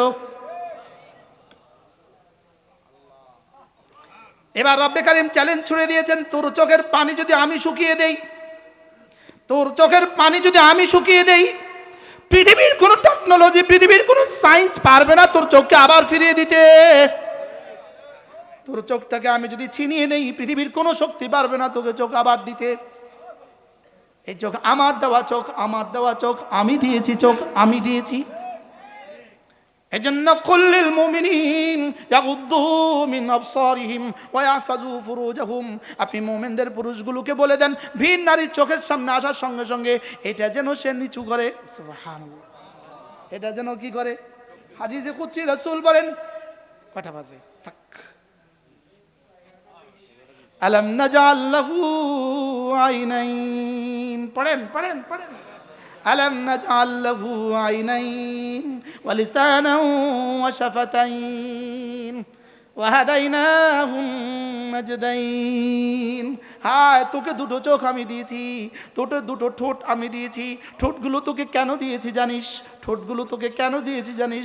1 নাম্বার ঠোঁট দিয়েছি তোর সৌন্দর্য বর্ধনের জন্য, 2 নাম্বার ঠোঁট দিয়েছি ভিতর থেকে কিছুকে বের করতে দেয় না, আর ভিতর থেকে বাইরে থেকে কিছুকে ঢুকতে দেয় না তোর ইচ্ছা ছাড়া। সুবহানাল্লাহ। তোর ঠোঁট বানিয়ে দিয়েছি তোর মুখ গহ্বরের জন্য ঢাকনা। সুবহানাল্লাহ। এমন ঢাকনা বানিয়ে দিয়েছি যেটার জন্য অটো মেশিন, যেটার জন্য তোমাকে এখানে কোনো ছিটকিনি লাগাতে হয় না। এটা ছিটকিনি এখানে সেট করে দিয়েছি, এখানে যদি আলাদা হয় এটা হা হয়ে যায়, এখানে যদি আলাদা হয় এটা বন্ধ হয়ে যায়। সুবহানাল্লাহ বলে না। এটা গিতাআন লিফামিহি, তোর মুখ গহ্বরের জন্য আমি ঢাকনা দিয়ে দিয়েছি, ঢাকনা দিয়ে দিয়েছি, ঢাকনা দিয়ে দিয়েছি, এটা তোর জন্য ঢাকনা দিয়েছি। আর কি করবি তুই? আর এই ঠোঁট আমি কেন দিয়েছি জানিস? তোর মুখ থেকে, তোর হাত থেকে তোর ঠোঁটে তোর খাবারকে রিসিভ করবে। সুবহানাল্লাহ বলেন। আপনার হাত থেকে খাবার রিসিভ করে কে? দেন, দেখান না, দেখান, রিসিভ দেখান, দেখান। মা খাবার দেয়, কে রিসিভ করে? সুবহানাল্লাহ। ওয়াশাফাতাইন, দুটো ঠোঁট আমি তোকে দিয়েছি। কতটা যত্ন করে তোকে দুটো ঠোঁট দিয়েছি, কতটা ভালোবেসে তোকে দুটো ঠোঁট দিয়েছি। তুই দুটো ঠোঁট তোকে আমি দিয়েছি কেন জানিস? কেন জানিস? খাবার সাহায্যের জন্য ঠোঁট দিয়েছি, তোর মুখের সৌন্দর্যের জন্য ঠোঁট দিয়েছি, তোর ভিতর থেকে যেন কিছু বাইরে পড়ে না যায় এজন্য ঠোঁট দিয়েছি, বাইর থেকে ভিতরে কিছু ঢুকে না যায় এজন্য ঠোঁট দিয়েছি। আর কি দিয়েছি জানিস? ঠোঁট দিয়েছি তোকে কেন? ঠোঁট দিয়েছি তোকে তোর হাত থেকে খাবার রিসিভের জন্য ঠোঁট দিয়েছি। আর কেন জানিস? কথা বলার জন্য ঠোঁট দিয়েছি। আর কেন জানিস? কোরআনে কারীম পড়ার জন্য তোকে ঠোঁট দিয়েছি। সুবহানাল্লাহ, আল্লাহু আকবার কাবীরা। আমি তোকে ঠোঁটকে এইভাবে দিয়েছি, তোর ঠোঁটের মধ্যে আমি কি পরিমাণ যোগ্যতা রেখে দিয়েছি। তোর কলিজায় যখন কোনো কথা আসে, তোর কলিজায় এটা তোর ব্রেনকে দেয়, কলিজা থেকে ব্রেনে চলে আসে। কলিজায় যে কথাটা আসে এই কথাটা তোর ব্রেনে চলে যায়, তোর ব্রেন থেকে এই কথাটা জিহ্বায় চলে যায়, জিহ্বায় চলে যায়, এবার ঠোঁট দুটো এটাকে বের করে দেয়। সুবহানাল্লাহ। কি বলে? তো ঠোঁট এটাকে আমি খেলনা হিসাবে দেই নাই, আমার বিরুদ্ধে বিদ্রোহের জন্য এটাকে দেই নাই। সুবহানাল্লাহ বলে। ওয়ালিসানা, তোকে একটা জিহ্বা আমি দিয়েছি, তোকে জিহ্বাটা আমি দিয়েছি। কেন দিয়েছি জিহ্বা? এক নাম্বার তোর জিহ্বা, এক নাম্বার দিয়েছি তোর জিহ্বা নেড়ে চেড়ে খাবার ভিতরে দেওয়ার জন্য। সুবহানাল্লাহ বলে। দুই নাম্বার তোকে জিহ্বা দিয়েছি আমি স্বাদ আস্বাদন করার জন্য। একটা গোশতের টুকরা জিহ্বার মধ্যে 30,000 খাবারের যোগ্যতা দিয়েছে। সুবহানাল্লাহ বলেন। 30,000 স্বাদ আস্বাদনের যোগ্যতা রব্বে কারীম এক জিহ্বার মধ্যে রেখে দিয়েছে। সুবহানাল্লাহ। এবার তোকে যে তোর জিহ্বাকে দিয়েছি কথা বলার যোগ্যতা দিয়েছি, তোর জিহ্বাকে কথা বলার যোগ্যতা দিয়েছি, তোর জিহ্বাকে এমন যোগ্যতা দিয়েছি তোর জিহ্বার 1 সেকেন্ডের দাম 10 দুনিয়া বরাবর জান্নাত বানিয়ে রেখেছি। লা ইলাহা ইল্লাল্লাহ। সুবহানাল্লাহ। তোর জিহ্বার আমি কত দাম দিছি? তুই যদি তোর জিহ্বাকে একবার ইস্তেমাল করিস আমার তাসবিহ দিয়া সুবহানাল্লাহ, তুই যদি সুবহানাল্লাহ তোর জিহ্বা দিয়ে আমার একবার বলিস, আমি কথা দিলাম আযম মিন উহুদিন, উহুদের চেয়েও ভারী নাকি তোকে দিয়ে দিব। তোর জিহ্বা ভেবে দেখ তো, তোর জিহ্বা আমি কেন দিলাম? সুবহানাল্লাহ। কি তোর জিহ্বাকে আমি কেন দিলাম? তোর জিহ্বাটাকে আমি কেমনে বানাইলাম? তোর জিহ্বাকে আবার আমি বানিয়ে, ওয়ালিসানা, তোর জিহ্বাকে বানিয়ে আমি সারা দুনিয়ার সমস্ত বিমারিকে বলে দিয়েছি, অসুস্থতাকে বলে দিয়েছি, ব্যথাকে বলে দিয়েছি খবরদার আমার বন্ধুর জিহ্বাকে জীবনে স্পর্শ করবি না। আর জিহ্বাকে বলে দিয়েছি খবরদার জীবনে তুই কখনো ব্যথা হবি না। সুবহানাল্লাহ। সারা পৃথিবীর যত মেডিকেল সায়েন্স আছে, সারা দুনিয়ার কোনো মেডিকেল সায়েন্সে জিহ্বা বিশেষজ্ঞ কোনো স্পেশালিস্ট নাই। সুবহানাল্লাহ। কোন কি বলছি? কোন জিহ্বা স্পেশালিস্ট নাই, টাং স্পেশালিস্ট নাই। নাক কান গলা তো আছে, চোখ তো আছে, আই তো আছে, দাঁত তো আছে, ওরাল তো আছে, ব্রেন তো আছে, লেকিন জিহ্বা নাই। সুবহানাল্লাহ বলেন। ওয়ালিসানা, না না জিহ্বা কেন হবে? আমি জিহ্বাকে বলেছি ফাযকুরুনি আযকুরুকুম, আমি জিহ্বাকে বলেছি উযকুরুল্লাহ কাসীরা, আমি জিহ্বাকে বলেছি বেশি বেশি করে তুমি জিকির করবা। জিহ্বা যদি ব্যথা হয়ে যায় বেশি আর পারবে না, এজন্য আমি জিহ্বাকে বলে দিয়েছি খবরদার তুই কখনো ব্যথা হোস না। ব্যথাকে বলে দিয়েছি খবরদার আমার বন্ধু জিহ্বাকে কখনো স্পর্শ করবি না। ওয়ালিসানা ওয়া শাফাতাইন, ওয়ালিসানা, আমি তোকে একটা জিহ্বা আমি দিয়েছি, এটার দাম কত দিয়েছি? এটা 1 সেকেন্ডের দাম জান্নাত লিখে দিয়েছি। সুবহানাল্লাহ বলেন। এটার 1 সেকেন্ডের দাম জান্নাত লিখে দিয়েছি। ওয়ালিসানা ওয়া শাফাতাইন ওয়া হাদাইনাহুন নাজদাইন, তোকে আবার আমি এভাবে ছেড়ে দেই নাই, গরু আর ছাগলের মতো তোকে আমি এভাবে ছেড়ে দেই নাই, তোকে আমি রাস্তাও দেখিয়ে দিয়েছি, এটা জান্নাত এটা জাহান্নাম। তোকে আমি রাস্তা দেখিয়ে দিয়েছি, আমি তোকে রাস্তাও দেখিয়ে দিয়েছি। প্রথমত তোর আকল দিয়েছি রাস্তা দেখার জন্য, তোর বিবেক দিয়েছি রাস্তা দেখার জন্য, গরুকে বিবেক দেই নাই, তোর বিবেক দিয়েছি রাস্তা দেখার জন্য। 2 নাম্বার রসুলদেরকে পাঠিয়েছি, সুবহানাল্লাহ বলেন। 3 নাম্বার কিতাব পাঠিয়েছি। 4 নাম্বার মুবাল্লিগিনদেরকে পাঠিয়েছি। 5 নাম্বার বক্তাদেরকে পাঠিয়েছি, সুবহানাল্লাহ বলেন। ওয়াহাদাইনাহুন নাজদাইন ফালাক্তাহামাল আকাবা। আল্লাহ আগামীকাল ইনশাআল্লাহ যেন আল্লাহ আগামীকাল পর্যন্ত আমার হায়াত দেয়। আল্লাহ আমাদেরকে কোরআনে কারীমের সাথে আমাদের লাগন পয়দা করে দেন, দিল লাগায়া দেন, দিল লাগায়া দেন। কোরআনের সাথে আমাদের দিল কি, দিল লাগায়া দেন। আল্লাহ এই তাফসীরুল কোরআন মাহফিলকে কিয়ামত পর্যন্ত দায়েম আর কায়েম রাখেন। আল্লাহ আমাদের সকলকে কবুল করেন। সুবহানাল্লাহি বিহামদিহি, সুবহানাকাল্লাহুম্মা বিহামদিক, আশহাদু আল্লা ইলাহা ইল্লা আনতা, আস্তাগফিরুকা ওয়া আতুবু ইলাইক। ওয়া সাল্লাল্লাহু তাআলা আলা নবিয়্যিল কারীম ওয়া আলা আলিহি ওয়া আসহাবিহি আজমাইন।